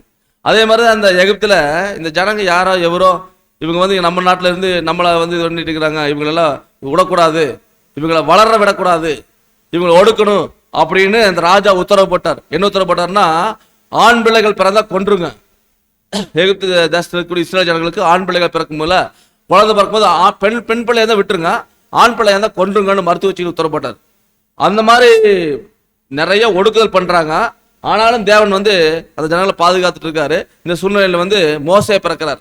நல்லா புரிஞ்சுக்கு, மோசே வந்து பிறந்து அவங்க அம்மா எப்படியோ 3 மாசம் கொள்ளல குழந்தைய, 3 மாசம் கஷ்டப்பட்டு அந்த குழந்தைய வளர்த்துது. அதுக்கு மேல வளர்த்த முடியல. யோசனை பாருங்க. அதாவது ஒவ்வொரு வீடு வீட வந்து பார்ப்பாங்க, ஆண் குழந்தையா இருந்தாலும் கொண்டு போடுவாங்க. அப்படிங்கும்போது அதெல்லாம் தப்பிச்சு அந்த குழந்தைய காப்பாற்றி வளர்த்தி கொஞ்சம் பண்ணும்போது அதுக்கு மேலே முடியல அந்த அம்மானால. நம்ம என்ன பண்ணுச்சுன்னா, ஒரு பெட்டி மாதிரி, நாணல் பெட்டி மாதிரி செஞ்சு அந்த பெட்டிக்குள்ள குழந்தைய வச்சு ஆற்றுல விட்டுருச்சு. அப்படியே அந்த நாணல் பெட்டி போகுது குழந்தையோட. அந்த நேரம் பார்த்து எகிப்துன்ற நாட்டினுடைய ராணி குளிக்க வருது. ராஜாவுடைய புள்ள இளவரசி குளிக்க வர்றா ராணி. இப்போ வரும்போது ஒரு பெட்டி மேந்து வருது. அந்த பெட்டிக்குள்ள குழந்தை அழகு சத்தம் கேட்குது. அப்புறம் போய் அந்த பெட்டியை எடுத்து பார்த்தா அழகான ஒரு ஆண் குழந்தை இருக்குது. அந்த குழந்தை வந்து எபிரேய குழந்தைன்னா இஸ்ரேலுக்கு பிறந்த குழந்தை, இஸ்ரேல் ஜனத்தினுடைய குழந்தை. பார்த்தோன்னா தெரிஞ்சிச்சு, ஏன்னா அந்த குழந்தைக்கு விருத்த சேதனம் பண்ணியிருப்பாங்க. இந்த குழந்தைய நான் எனக்காக வளர்த்துறேன் அப்படின்னு அந்த ராணி அந்த குழந்தைய தன்னுடைய குழந்தைய தத்தெடுத்துருச்சு. இப்போ மோசே எங்க வளர்றாரு? அரண்மனைக்கு போயிட்டார். அந்த குழந்தை சாகுல அரண்மனையில ஒரு ராணிக்கு மகனாக, ஒரு இளவரசனாக வளர்றார். வளர்ந்து அங்க இருக்கும்போது அந்த மோசையை வந்து ஒரு வளர்ந்து வாலிபனாகிறார். ஆனா இவருக்குள்ள வந்து பார்க்கும்போது இவர் வளர்த்துறதுக்கு தாய் வேணும். அந்த தாய் வந்து பார்க்கும்போது மோசையோடைய அம்மாவே, பெத்த அம்மாவே கொண்டு வந்து விட்டாங்க. அது ஒரு சூழ்நிலையில இந்த குழந்தை வளர்த்த ஒரு தாய் கூட்டிட்டு வாங்குறாங்க. அந்த நேரம் பார்த்து கரெக்டா மோசை அம்மாவே கூட்டிட்டு போய் விடுறாங்க. மோசை அம்மா அந்த குழந்தைய வளர்த்துக்குது. ஆனா வந்து யாருக்கும் தெரியாம, தாய்ங்க தெரியாம வளர்த்துது. அப்படி அந்த குழந்தைய வளர்த்தும் போது அந்த குழந்தைக்கு நிறைய விஷயங்கள், நாம யாரு என்ன, நம்முடைய ஜாதி என்ன, கோத்திரம் என்ன எல்லாம் சொல்லி வளர்த்துது. அப்போ இவரு வந்து சின்ன பையனா இருந்த பொழுதுல இருந்து தேவனை பத்தி தெரிஞ்சா வளர்ந்தார். இப்படியாக ஒரு நாள் வந்து ஒரு எகிப்தியன் இஸ்ரேல் ஜனத்துல ஒருத்தனை அடிக்கிற சண்டை போடுறான். அப்போ வந்து இதை வந்து இவர் பார்த்துட்டு, மோசையை பார்த்துட்டு அந்த எகிப்தியனை கொன்னு புதைச்சிடுவான். அந்த இஸ்ரேல் ஜனத்தான போயிடுவான். இந்த எகிப்தியனை கொண்டு புதைச்சாச்சுங்களா. அடுத்த நாள் வந்து அவனும் இன்னொரு இஸ்ரேல் சண்டை போட்டுருப்பாங்க. இப்போ மீண்டும் போய் மோசை வந்து பஞ்சாயத்து பண்ணுவார். ஏப்பா அப்படி சண்டை போடுறீங்க? ஏன்னா இவர் இளவரசன். ஏப்பா அப்படி சண்டை போடுறீங்க அப்படின்னு கேட்கும்போது, நேற்று அவனை கொன்னையே, அந்த மாதிரி எங்களை கொல்ல பார்க்குறியா அப்படின்னு இது பண்ணும்போது நான் போய் பார்வோன் ராஜா கிட்ட ஒன்று பேச சொல்றேன் அப்படின்னு ஓ ராஜா கிட்ட சொன்னா என்னை கொன்றுவார்னு மோசே தப்பிச்சு ஓடிடுவார். எங்க ஓடிடுவார்னா மீதியான தேசத்துக்கு போயிடுவார். அங்க போய் 40 வருஷம் ஆடு மேய்ப்பார். அப்புறம் மீண்டும் தேவன் வந்து எனக்கு சந்திச்சு நீ வாப்பா, நீ தான் இஸ்ரேல் ஜனங்களை எகிப்திலிருந்து கொண்டு வரக்கூடிய ஒரு தலைவன் அப்படின்னு மோசையை தேவன் கூப்பிடுறார். மீண்டும் மோசையை வந்து ராஜா முன்னாடி நிற்கிறார். ராஜா முன்னாடி எப்படி நிற்கிறாருன்னா அந்த எகிப்து தேசத்தோட இளவரசரா நிக்கல. நான் வந்து இந்த இஸ்ரேல் ஜனத்துல ஒருத்தன். என்னுடைய ஜனத்தை தேவன் போக விட சொல்றார். இது தேவனுடைய ஜனம், இங்க இருக்கிற ஜனங்கள், இவங்க கானான் தேசத்துக்கு போகணும், இந்த ஜனத்தை விட்டுருங்க அப்படின்னு மோசை கேட்கிறார் ராஜா கிட்ட. சொல்றாரு தேவன் எங்க முற்பிதாவாகிய ஆபிரகாம் ஈசாக்கு யாக்கோப்புக்கு வாக்குத்தத்தம் பண்ண தேசம் கானான் தேசம், அந்த தேசத்துக்கு நீங்க இந்த ஜனத்தை அனுப்பிவிடுங்க அப்படின்னு கேட்கும்போது ராஜா அனுப்ப மாட்டார். அப்ப ராஜா முன்னாடி நிறைய அற்புதம் பண்ணுவார், விடமாட்டார். தேவன் என்ன பண்ணார்னா அந்த எகிப்து தேசம் 10 வாதை அனுமதிச்சார். 10 வாதைன்னா நோய்கள், 10 வகையான நோய்கள் எகிப்து ஜனங்க மேல வந்துச்சு. அதை வச்சு ஏன் அனுமதிச்சார்னா இப்போ ஒரு வாதைன்னா ஒரு பிரச்சனை வரும், ஒரு பெரிய அந்த தவளை, அந்த தேசம் முழுவதும் தவளையா நிறைஞ்சிருக்கும் பாருங்க. அவங்க வீட்டுல கட்டல் பாத்திரங்கள் அடுப்பு எல்லாத்துலயும் தவளையா நிறைய தவளை மொஞ்சிட்டு இருந்துச்சு. எப்படி இருக்கு கால் வைக்கிற இடமெல்லாம் தவளை நிறைய கொச கொச கொச நிறைய இருந்துச்சுன்னா என்ன பண்ணும்? எப்படி நடக்க முடியுமா? படுக்கிற பெட்டெல்லாம் இருந்ததுன்னா எப்படி இருக்கு? அப்ப இது ஒரு பெரிய வாதம் தானே. உடனே பார்வோன் எகிப்துல இருக்கிற எல்லாரும் வீட்லயும் இப்படி வந்துச்சு. உடனே பார்வோன் ராஜா என்ன பண்ணாருன்னா மோசையை கூப்பிட்டு இந்த ஒரு வாதை நீங்கும்படி செய்ய, நான் உங்க ஜனங்களை போக விட்டுறேன் அப்படிம்பாரு. நீ போக விட்டுருவியா? போக விட்டுருவ, நீ உங்க தேவன்கிட்ட ஜெபம் பண்ணி இந்த வாதை நீங்க செய்ய அப்படிம்பாரு. உடனே மோசை தேவன்கிட்ட ஜெபம் பண்ணுவார், தேவனே இந்த வாதை நீக்கிருங்க அப்படின்னு. தேவன் உடனே அதை நீக்கிடுவார். அந்த தவளையெல்லாம் போயிடுச்சுன்னு வச்சுக்கோங்களேன். மீண்டும் போனதுக்கு அப்புறம் பார்வோன் ராஜா விட முடியாது, நான் உங்க ஜனத்தை விட முடியாதுன்றவர். இருதே கடினமாயிருச்சு. முதல்ல விடுறேன்னு சொன்னாரு, விட மாட்டாரு. இப்படியே ஒவ்வொரு வாதையா தேவன் அனுமதிச்சார். 10வது வாதை என்ன தெரியுங்களா? 10வது வாதை தலைப்பிள்ளை சங்காரம். இது லாஸ்ட் வாதை. மோசே சொல்றாரு, நீ ஜனத்தை போக விடலையா உங்க வீட்டுல எல்லா தலைப்பிள்ளையும் செத்து போகும் சொல்றாரு. அப்போ மோசே சொன்னதுக்கு அவர் கேட்கல.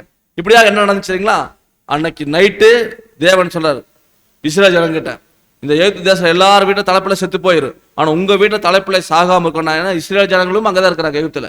உங்க வீட்டுல தலைப்பிள்ளை சாகக்கூடாதுன்னா நீங்க ஒரு ஆட்டுக்குட்டிய செலக்ட் பண்ணி 10ஆம் தேதி செலக்ட் பண்ணி 14ஆம் தேதி வச்சிருந்து அதை நீங்க அடிச்சு ரத்தத்தை எடுத்து நிலக்காடுல பூசுங்க, மேற்சட்டத்துல பூசுங்க. ஆட்டுக்குட்டியின் ரத்தம் இருந்துச்சுன்னா அந்த வீட்டினுடைய தலைப்பிள்ளை சாகாதுன்னார். அதே மாதிரி இஸ்ரேல் ஜனங்கள்லாம் தங்களுடைய வீட்டுல ஆட்டுக்குட்டி அடிச்சு அது ரத்தத்தை பூசினாங்க. அப்போ சங்காரத்துடன் வருவார், வீட்டுல ரத்தம் இருக்குதா கடந்து போயிடுவார். எகிப்து ஜனங்களோட வீட்டுல அந்த ரத்தம் இருக்காது, அந்த வீட்டுல தலைப்பிள்ளை செத்து போயிடும். இப்படி எல்லார் வீட்லையும் எகிப்து ஜனங்களுடைய ஆடு மாடுகள் முதற்கொண்டு ராஜா முதற்கொண்டு ஆடு மாடுகள் வரைக்கும் எல்லாருடைய தலைப்பிள்ளைகளும் செத்து போச்சு. எகிப்து தேசம் மிகப்பெரிய ஓலம், ஏன்னா எல்லார் வீட்டுல சாவு விழுந்துருச்சு, எல்லாரும் அழுகுறாங்க. உடனே பார்வோன் ராஜா என்ன பண்ணுவார்னா, இந்த வாதை பெருசு, இனி நாம வந்து இவங்களை வச்சிருக்க கூடாது, அந்த ஜனத்தை வச்சிருக்க கூடாது, நீங்க எல்லாம் போங்க அப்படின்னு சொல்லிட்டார். உடனே இஸ்ரேல் ஜனங்க 24 லட்சம் ஜனங்கள் அணி அணியா புறப்பட்டாங்க, கிளம்பிட்டாங்க. ஜனங்க கிளம்பி போயிட்டு இருக்கிறாங்க. போயிட்டு இருக்கும்போது திடீர்னு பார்வோன் மனசு மாறுது, போங்கன்னு சொல்லிட்டாரு. எகிப்தினுடைய பார்வோன் ராஜாவுடைய தலைப்பிள்ளையும் செத்து போச்சு. தலைப்பிள்ளை தான் பட்டத்து ராஜா, அடுத்து ராஜா ஸ்தானத்துக்கு வரப்போறவன், அந்த பையனை செத்து போச்சு. இப்ப ராஜா போயிருங்கன்னு சொல்லிட்டாரு, வாதை ரொம்ப கடுமையா இருக்கு, நீங்க போயிருங்க அப்படின்ட்டாரு. போனதுக்கு அப்புறமா மனசு மாறிடுச்சு. ஐயோ இவங்க போயிட்டா நமக்கு இந்த வேலையெல்லாம் செய்யறது யாரு, இந்த செங்கல் சுடுறது யாரு, இந்த கட்டடமெல்லாம் பாதையில் நிக்குது, இதெல்லாம் கட்டுறது யாரு, வேண்டாம் வேண்டாம் அவங்கள போய் கூட்டிட்டு வந்துடலாம் அப்படின்னு பெரிய ஒரு சேனையை ஏற்படுத்தி துரத்திட்டு போறாரு. போகும்போது பாருங்க, முன்னாடி இஸ்ரேல் ஜனங்க போயிட்டு இருக்கிறாங்க, பின்னாடி பார்வோன் சேனை துரத்திட்டு வருது. திடீர்னு போகும்போது முன்னாடி செங்கடல் இருக்குது, பெரிய கடல், பின்னாடி பார்வோன் சேனை. எப்படி இருக்கு? பார்வோன் சேனை கிட்ட சிக்கினா பயங்கரமான ஆபத்து, முன்னாடி செங்கல்ல குதிச்சாலும் சாகணும், என்ன பண்றது? உடனே மோசே என்ன பண்ணுவாரு தெரியுங்களா? தேவன்கிட்ட கேட்பாரு. தேவன் சொல்லுவாரு, மோசே கையில் என்ன இருக்கு? கோல், நீ அதை வந்து கடல் மேல் நீட்டும்பாரு. கடல் மேல் நீட்டினோடனே செங்கடல் 2ஆ பிளந்து வழி உருவாகும். செங்கடல் பிளந்து வழி உருவாகுது. இவங்க நடந்து அப்படியே அந்த கரைக்கு போவாங்க, இந்த கரையில அந்த கரை கடலை பிளந்து தேவன் வழி உருவாக்குவார். இப்படியாக வந்து தேவன் இந்த இஸ்ரேல் ஜனத்தை காப்பாத்தினார். பார்வான் கையிலையும் தப்பிக்க வச்சிட்டார். இந்த ஜனங்க மறுபடியும் அந்த சைடு வந்து அப்படியே வனாந்தரத்தில் போயிட்டு இருக்கிறாங்க. வனாந்தர பகுதியில் நல்லா தெரியும், பாலைவனத்துல வெயில் கடுமையா இருக்கும். வெயில்ல பயங்கரமான வெயில் இருக்கு. நம்ம மே மாசம் வெயில காட்டில பல மடங்கு 2 மடங்கு வெயில் அடிக்கு. அப்படி இந்த பாலைவனத்துல வெயில் இருக்கு. அதுல அந்த ஜனங்க 24 லட்சம் ஜனங்கள் எப்படி போக முடியும்? அதனால தேவன் என்ன பண்ணாரு, பகல்ல மேகஸ்தம்பம், மேகம் பாருங்க அப்படியே இந்த சூரியனை மறைச்சு நிழல் கொடுத்துச்சு. ஃபுல்லா ஒரு கருமேகம் சூரியனை மறைச்சா எப்படி இருக்கும்? நிழலாயிரும் பார்த்தீங்களா, குளிர்ச்சியாயிரும் பார்த்தீங்களா? அந்த மாதிரி இஸ்ரவேல் ஜனங்க பாலைவனத்துல தேவனுடைய கிருபையில மேகஸ்தம்பத்தினால, பகல்ல மேகஸ்தம்பத்தினால குளிர்ச்சியில போனாங்க. நைட்ல எப்பவுமே பாருங்க, பகல்ல பாலைவனத்துல பயங்கரமான வெயில் இருக்கு, பகல்ல நைட் நேரத்துல பயங்கரமான குளிர் இருக்கும். ஆப்போசிட்டா இருக்கும். நைட்டு பயங்கர குளிரா இருக்கும், பெரிய கம்பளி வைத்து படுக்கணும். நம்ம ஊர்ல எல்லாம் மே மாசம் வந்து குளிருக்கு வந்து நம்ம கம்பளி போத்து படுக்க மாட்டோம், போத்தவே மாட்டோம் மே மாசம். ஏன்னா நைட்டும் பயங்கரமான ஹாட்டா இருக்கு. ஆனா அந்த பாலைவன பகுதியில் அப்படி இருக்காது, நைட்டு பயங்கர குளிரா இருக்கு. இங்க இருக்க தார் பாலைவனத்துல அப்படிதான். அப்போ அந்த பாலைவனத்துலலாம் நைட்டு பயங்கரமான குளிரா இருக்கும். அப்போ அது குளிர்லேருந்து காப்பாத்துறதுக்காக தேவன் இரவுல அக்னி ஸ்தம்பம் கொடுத்தார். அக்னி ஸ்தம்பம்னா மேகத்தில் அப்படியே அக்னி அப்படி ஸ்தம்பம், ஒரு கதகதப்பா இருந்து போனாங்க ஜனங்க. அப்போ பகல்ல வந்து மேகஸ்தம்பம், இரவுல அக்னி ஸ்தம்பம். அப்புறம் இந்த ஜனங்க 24 லட்சம் ஜனங்க சாப்பிடணும். நல்லா யோசனை பாருங்க, 24 லட்சம் ஜனங்க சாப்பிடணும்னா வனாந்தரத்துல டிராவல் பண்ணி போயிட்டு இருக்கிறாங்க. இவங்க எப்படி சாப்பாட்டுக்கு சாப்பாடு சாப்பிடணும்னா அரிசி ஒரு பழம் வேணும், அவங்க சப்பாத்தி சாப்பிட்றவங்க கோதுமையெல்லாம் வேணும். அப்ப இதெல்லாம் எங்க கிடைக்கும், எப்படி கிடைக்கும்? இவங்க எல்லாம் 24 லட்சம் ஜனங்க சாப்பிடறதுக்கு வேணும்ல. அப்ப தேவன் என்ன பண்ணா தெரியுங்களா, தூதர்களுடைய உணவு மன்னாவை கொடுத்தார். மன்னாவை கொடுத்து அந்த ஜனங்கள் வந்து அந்த மன்னா மேல இருந்து அந்த மன்னா விழுகும். காலையில போய் எல்லா ஜனங்களும் எல்லாம் பொறுக்கிட்டு வந்து அதை வந்து அரைச்சு அப்பம் சுட்டு சாப்பிடுவாங்க. இப்படிதான் தேவன் 24 லட்சம் ஜனங்களை போஷித்தார். அப்போ பாருங்க, உலகத்துல நல்லா புரிஞ்சுக்குங்க, தேவனுடைய திட்டத்தை பாட்டு இருக்கிறோம். ஆபிரகாமை தெரிந்து கொண்டார், ஈசாக்கை தெரிந்து கொண்டார், யாக்கோப்பை தெரிந்து கொண்டார், யாக்கோப்புடைய பசங்களை தெரிந்து கொண்டு அந்த சந்ததியை தேவன் வந்து தன்னுடைய சொந்த ஜனமா தெரிந்து கொண்டார். அப்போ உலகத்துல மற்ற ஜனங்கள் எல்லாத்தையும் தேவன் கண்டுக்கவே இல்லை. நீங்க புரிஞ்சுக்கணும், ஆபிரகாம் ஈசாக்கு யாக்கோப்புடைய ஜனங்களை தான் தேவன் தன்னுடைய சொந்த ஜனமா தெரிந்து கொண்டார். உலகத்துல மற்ற ஜனங்கள்லாம் தேவனை விட்டு அவங்க புரஜாதி ஜனங்க விக்கிரகத்தை வணங்குறவங்க. அதனால வந்து தேவன் வந்து அந்த ஜனங்களை தெரிந்து கொள்ளல, இஸ்ரேல் ஜனத்தை தேவன் தெரிந்து கொண்டார். இவங்க தான் 12 பேர், 12 கோத்திரம் இஸ்ரேல் ஜனங்க. இப்ப தேவன் வந்து இந்த இஸ்ரேல் ஜனங்களை சொல்றாரு, யாத்திராகமம் 19ஆம் அதிகாரத்துல 5வது வசனம். இப்பொழுது நீங்கள் என் வாக்கை உள்ளபடி கேட்டு என் உடன்படிக்கையை கை கொள்வீர்களானால் சகல ஜனங்களிலும் நீங்களே எனக்கு சொந்த சம்பத்தாய் இருப்பீர்கள், பூமி எல்லாம் என்னுடையது. பாருங்க, இப்ப தேவன் வந்து இஸ்ரேல் ஜனங்களை சொல்றாரு. என்ன சொல்றாரு தெரியுங்களா? இப்ப பாருங்க, இங்கேயும் சொல்றாரு. தேவனுடைய நோக்கம் என்னன்னா அவருடைய வார்த்தையை கேட்கணும். சொல்றாரு பாருங்க, நீங்கள் என் வாக்கை உள்ளபடி கேட்டு, இஸ்ரேல் ஜனங்கிட்ட சொல்றாரு, என் வாக்கை நீங்க கேளுங்க, என் உடன்படிக்கையை கை கொண்டீங்கன்னா சகல ஜனங்களிலும் நீங்களே எனக்கு, சகல ஜனங்களில் நீங்க தான் எனக்கு சொந்த சம்பத்து. சம்பத்துனா சொத்து. நீங்க தான் என்னுடைய சொந்த ஜனம், நீங்க தான் எனக்கு சொந்தமான ஜனம், மற்ற ஜனங்களுக்கு எல்லாத்தையும் விட்டு நீங்க தான் எனக்கு முக்கியம் அப்படின்னு தேவன் வந்து இஸ்ரேல் ஜனங்கிட்ட சொல்றாரு. ஆனா என்ன சொன்னா தெரியுங்களா, நீங்க என்னுடைய வாக்கை கேளுங்க, என்னுடைய பேச்சை கேளுங்க, என்னுடைய வார்த்தைகளுக்கு செவி கொடுங்க அப்படின்னு இஸ்ரேல் ஜனங்கிட்ட தேவன் சொன்னார். ஆனா அந்த ஜனங்க என்ன பண்ணா தெரியுங்களா, தேவனுக்கு பிடிக்காத விஷயம் விக்கிரகத்தை வணங்குறது. பாருங்க, மோசே மலைக்கு போய் அந்த கற்பனைகள் கட்டளைகள் 10 கட்டளைகள் வாங்கிட்டு வர்றதுக்குள்ள என்ன பண்ணாதுங்களா, கண்ணுக்குட்டி செஞ்சு வச்சு வணங்குறாங்க. கண்ணுக்குட்டி, அதாவது அவங்க கிட்ட பொண்ணெல்லாம் வச்சு ஒரு கண்ணுக்குட்டி உருவத்தை செஞ்சு, ஏன்னா அந்த கண்ணுக்குட்டி மாதிரி, இந்த கண்ணுக்குட்டி தான் இஸ்ரேல் ஜனங்க எகிப்துல வணங்கின சாமி. இது எகிப்துல அவங்க வணங்கின ஒரு தெய்வம் இந்த கண்ணுக்குட்டி. மோசே மூலியமா தேவன் கொண்டு வந்துட்டாரு. இப்ப இந்த ஜனங்க மோசே மலைக்கு போயிட்டாரு, கீழே வரல. இவங்க என்ன பண்ணிட்ட, பொறுக்காம நாங்க திரும்பி மீண்டும் எகிப்துக்கே போறோம். எகிப்துல அடிமைத்தனத்துல சிக்கி கஷ்டப்பட்டு இருந்தாங்க. இவங்க கூக்குரல் தேவனோட சன்னிதானத்துல தேவன் காப்பாத்தி கொண்டு வந்திருக்காரு. இப்ப மீண்டும் எகிப்துக்கே போறேன்னு இந்த ஜனங்க திரும்பி போறதுக்கு முடிவு பண்ணிட்டாங்க. அங்கேயே தேவன் என்ன பண்ணாருன்னா மிகப்பெரிய அளவுல வாதை வந்து நிறைய பேர் செத்தாங்க. இந்த ஜனங்க அப்படியே தான் பண்ணாங்க. அப்புறம் தேவன் என்ன பண்ணாருங்களா, அதாவது கானான் தேசம் கொண்டு வந்து எல்லைக்கு நிறுத்திட்டார். எங்க என்ன புரிஞ்சுக்குங்க, எகிப்து தேசம் இருக்கிறாங்க. தேவன் சொன்னார், உங்களை கானான் தேசம் கொண்டு சேர்க்கிறனார். அங்கிருந்து எல்லைக்கே வந்தாச்சு. 1 வருஷத்துல புறப்பட்டு 1 நேர்ல கானான் தேசம் எல்லைக்கு வந்துட்டாங்க. இப்ப தேவன் என்ன பண்ணாருன்னா கானான வேவுவாக்கு அனுப்புறாரு. யாரையா, ஒரு கோத்தத்துக்கு ஒரு ஆள், 12 கோத்தத்துக்கு 12 பேர் அனுப்பும்போது கானான வேவு பார்த்துட்டு வந்து 10 பேர் துச்சை சொல்லுவாங்க.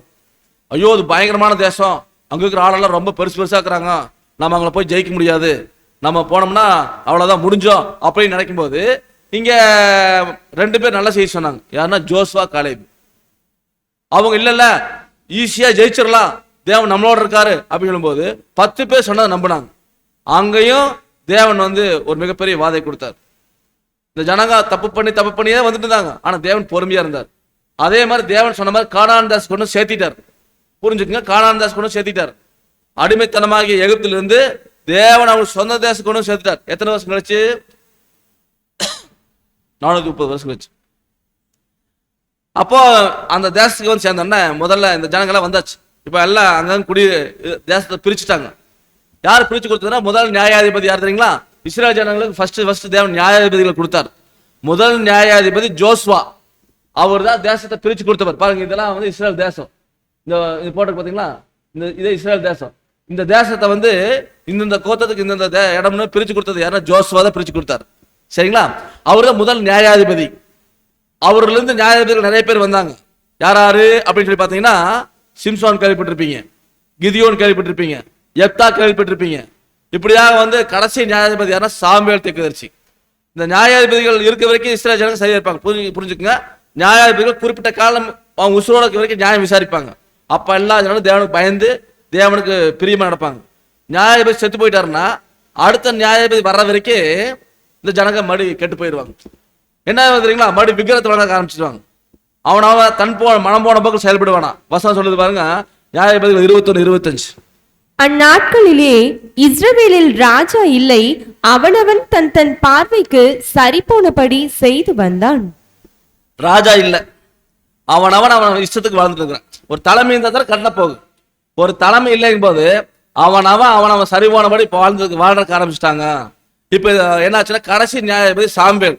இந்த வசனம் பார்க்கும்போது சாம்பேல் நியாயாதிபதியா இருக்கும்போது இந்த இஸ்ரேல் ஜனங்க என்ன பண்றாங்கன்னா, எங்களுக்கு ராஜா வேணும்னு கேட்கறாங்க.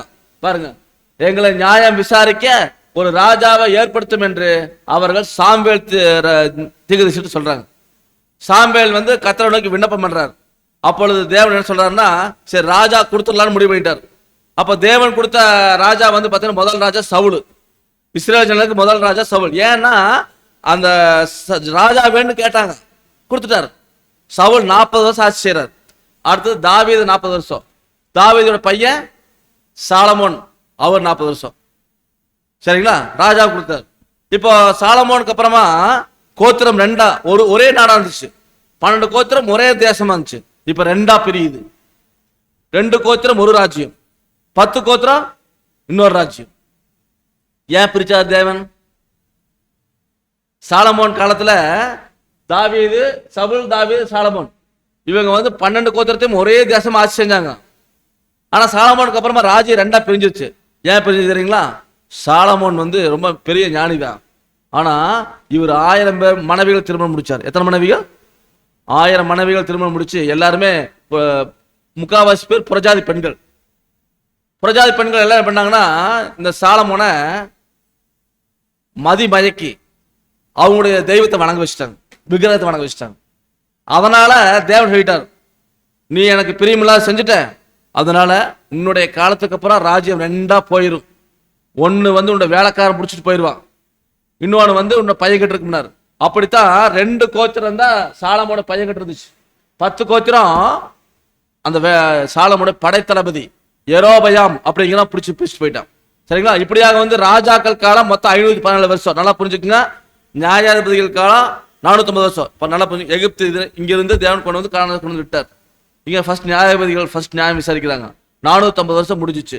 அப்புறம் ராஜாக்கள் காலம் 517 வருஷம். இப்படி கிட்டத்தட்ட 967 வருஷம் அவங்க சொந்த தேசத்துல இருந்து குடியிருக்கிறாங்க. அப்போ ராஜ்யம் 2 பிரிஞ்சிருச்சு. 2 பிரிஞ்சிருச்சுங்களா? இப்ப 2 கோத்திரம் இருக்குது பாத்தீங்களா? இந்த 2 கோத்திரம் தான் சாலமோட பையன்கிட்ட இருந்துச்சு. 10 கோத்திரம் வந்து இவங்க விக்கிரகத்தை வணங்கிட்டு ரொம்ப மோசம் தேவனுக்கு விரோதம் பாவம் பண்ணாங்க. அது தேவனுக்கு பிடிக்காதனால அசிரிய ராஜா சல்மனாசர் வந்து 10 கோத்திரம் சிறைப்பிடிச்சிட்டு போயிட்டார். நல்லா புரிஞ்சுக்குங்க. 12 கோத்திரத்துல 10 கோத்திரம் அசிரிய ராஜா சிறைப்பிடிச்சிட்டு போய் அவங்க என்ன ஆனாங்கன்னு தெரியல.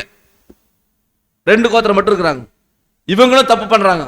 அப்ப என்னாச்சுன்னா இந்த 2 கோத்திரத்துல பாருங்க, நேபுகாத் நேச்சார்ங்கிற பாபிலோன் ராஜா படையெடுத்து வர்றாரு. பக்கத்து ராஜா பக்கத்து தேச ராஜா நேபுகாத்நேச்சார். இவர் வந்து படையெடுத்து வந்து என்ன பண்ணார்னா இந்த 2 கோத்திரத்தை பிடிச்சு போயிட்டார். எருசலேம் நகரத்தை தீய வச்சு கொளுத்தி, ஏன்னா சாலமோன் வந்து தங்கத்திலே தேவாலயம் கட்டினார். சாலமோனுடைய அரண்மனை வந்து தங்கத்துல, எல்லாமே தங்கம். அதையெல்லாம் என்ன பண்ணார்னா தீய வச்சு கொளுத்தி உருக்கி எடுத்துட்டு போயிட்டார் நேபுகாத்நேச்சார். இப்படியாக நல்லா புரிஞ்சுக்கலாம். சொல்றத பாருங்க, எசேக்கியேல் மூலமா. எசேக்கியேல் 21ஆம் அதிகாரத்துல வசனம் 25-26. இஸ்ரவேலை ஆளுகிற அவபக்தியுள்ள துன்மார்க்க அதிபதியே, அக்கிரமத்துக்கு முடிவு வரும் காலத்தில் உன் நாள் வந்தது. பாகையை கழற்று, கிரீடத்தை எடுத்து போடு, அது இனி முன்போல் இராது. தாழ்ந்தவனை உயர்த்தி உயர்ந்தவனை தாழ்த்துவேன். பாருங்க என்ன சொன்னாலும், கடைசி அந்த 2 கோத்திரத்து ராஜா இருக்கிறாரு சித்தேக்கியா. நல்லா புரிஞ்சுக்குங்க, 10 கோத்திரம் சிறைப்பிடிக்கப்பட்டு போயாச்சு. 2 கோத்திரத்து ராஜா சித்தேக்கியா கடைசி ராஜாவா இருக்கிறார். இப்பதான் சொல்றாரு, இஸ்ரவேலை ஆளுகிற அவபக்தியுள்ள துன்மார்க்க அதிபதியே சித்தேக்கியா ராஜாவை சொல்றா பாருங்க. அக்கிரமத்துக்கு முடிவு வரும் காலத்துல உன்னுடைய நாள் வந்துச்சு. பாகையை கழட்டி நிறுத்துங்க. பாகைனா அந்த கிரீடம், கிரீடத்தை எடுத்து போடு, அது முன்ன மாதிரி இருக்காது, நான் கவிழ்த்துருவேன் அப்படின்னாரு.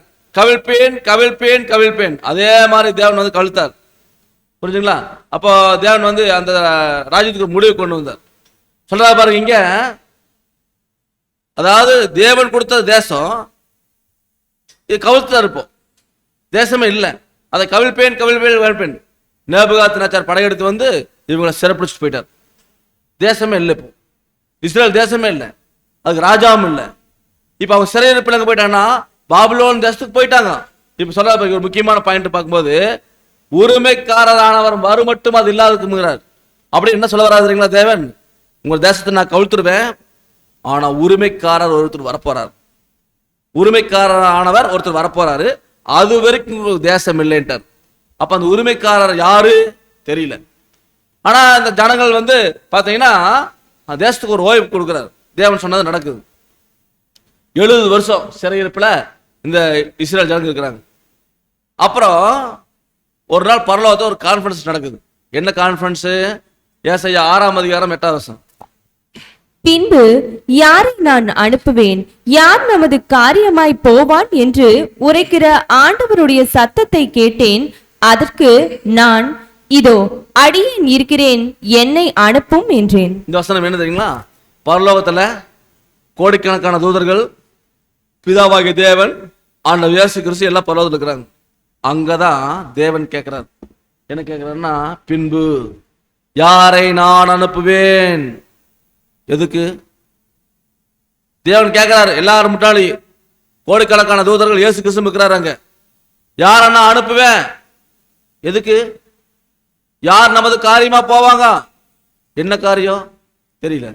அதாவது ஒட்டுமொத்த மனுக்குலத்தை மீட்கிறது ஒரு காரியம். இன்னொன்னு வந்து இஸ்ரேல் ஜனங்க, தேவனுடைய சொந்த ஜனங்க, அவங்க தேசம் இல்லாம அவங்க வந்து பாபிலோன் தேச அடிமைத்தனத்தில் இருக்கிறாங்க. அப்ப இது ரெண்டுமே நடக்கணும். ஒட்டுமொத்த ஜனங்களும் மரணத்துல போயிட்டு இருக்கிறாங்க. மனுஷன் எதுக்காக தேவன் படைச்சாரு? நித்திய ஜீவனோட இருக்கணும், என்னைக்கும் அவன் சாகக்கூடாது மனுஷன், அதுக்காகத்தான் படைச்சாரு. இப்ப எல்லாரும் பாவத்தின் சம்பளம் மரணத்தை பெற்று கொண்டு போயிட்டு இருக்கிறாங்க. அப்ப தேவனுடைய காரியம் என்னன்னா, எல்லாருக்கும் இந்த ஜீவனை கொடுக்கிறது. யார் நமது காரியமா போவாங்க அப்படின்னு கேட்கும்போது பாருங்க, உரைக்கிற ஆண்டவர் சத்தத்தை கேட்டேன், அதற்கு நான், இந்த நானுங்கிறது யார் தெரியுங்களா? நம்ம ஆண்டவர் இயேசு கிறிஸ்து.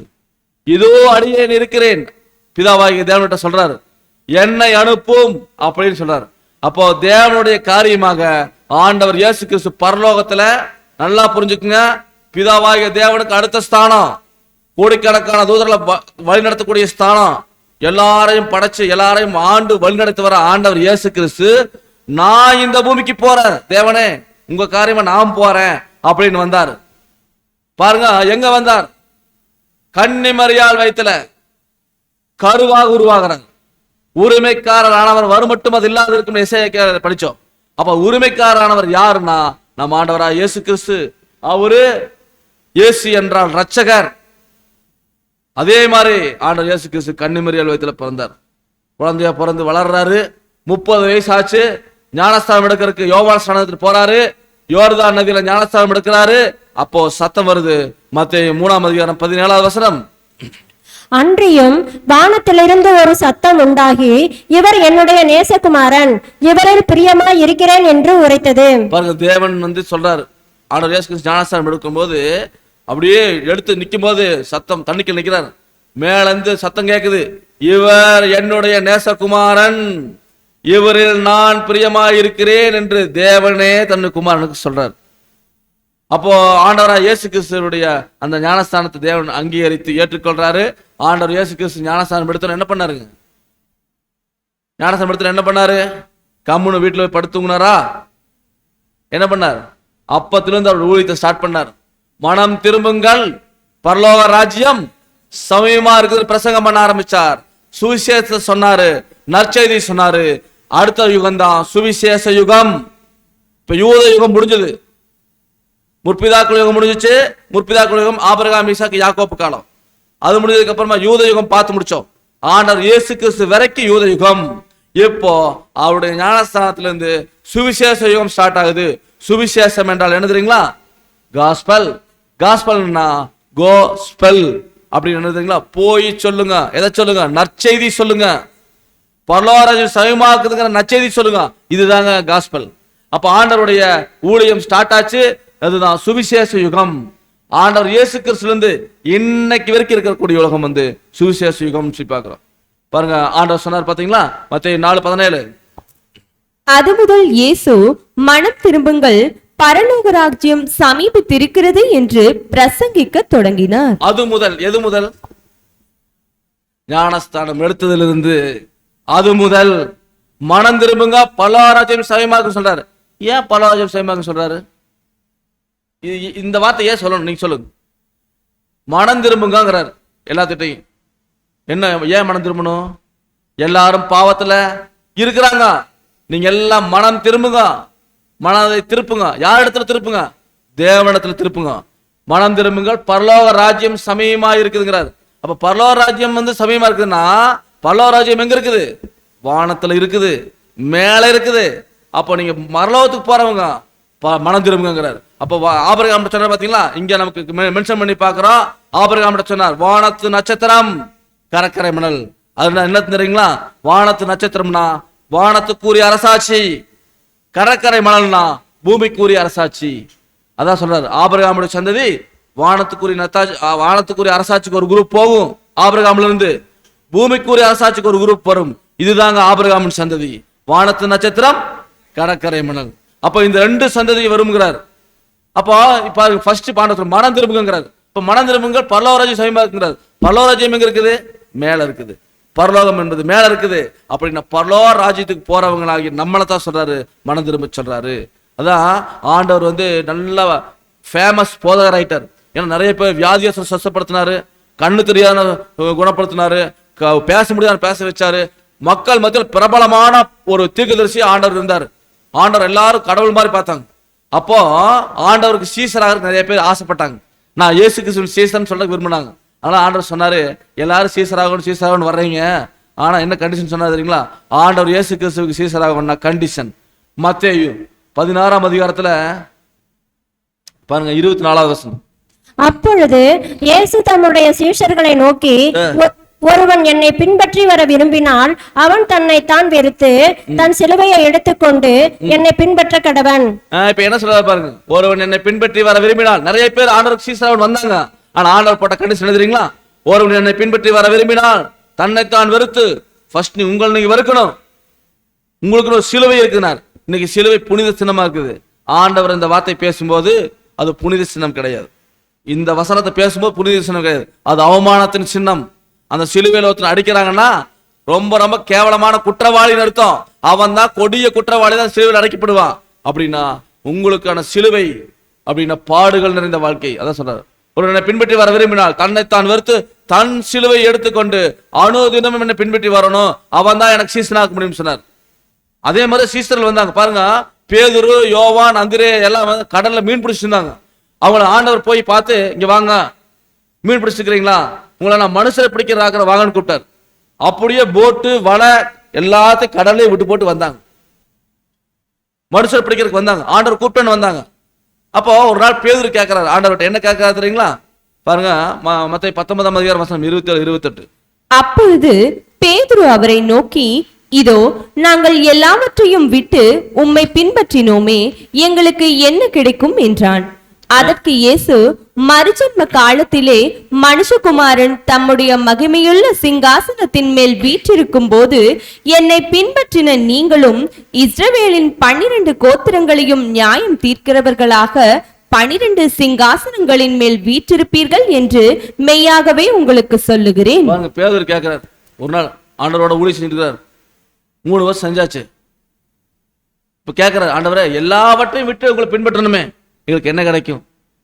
எல்லாத்தையும் விட்டுட்டு வந்தோம், நீங்க சொன்னீங்க, போட்டை விட்டோம், வளைய விட்டோம், எல்லாத்தையும் விட்டு உங்க பின்னாடி வந்து சுத்திட்டே இருக்கிறோம், எங்களுக்கு என்ன ஆண்டவரே கிடைக்கும்? ஆண்டவர் சொன்னார், மறு ஜென்ம காலத்துல அப்படின்னு இப்ப இல்லப்பா, அடுத்த ஜென்மம்னா இன்னொரு ஜென்மங்கிறது இல்லை. இயேசு கிறிஸ்து 2ஆம் வருகையில் வருவார், நான் வருவேன், போயிட்டு வருவேன். அப்போ இஸ்ரவேலை நியாயம் தீர்க்கறதுக்கு 12 சிங்காசனத்தை மேல நீங்க ராஜாவா உட்கார்ந்துட்டு இருப்பீங்க அப்படின்னார். இப்படியாகத்தான் ஆண்டவர் இயேசு கிறிஸ்து தன்னுடைய சீசருக்கு சொன்னார். இப்ப சீசர் அனுப்பினார். ஃபர்ஸ்ட் எங்க அனுப்பினாருங்க?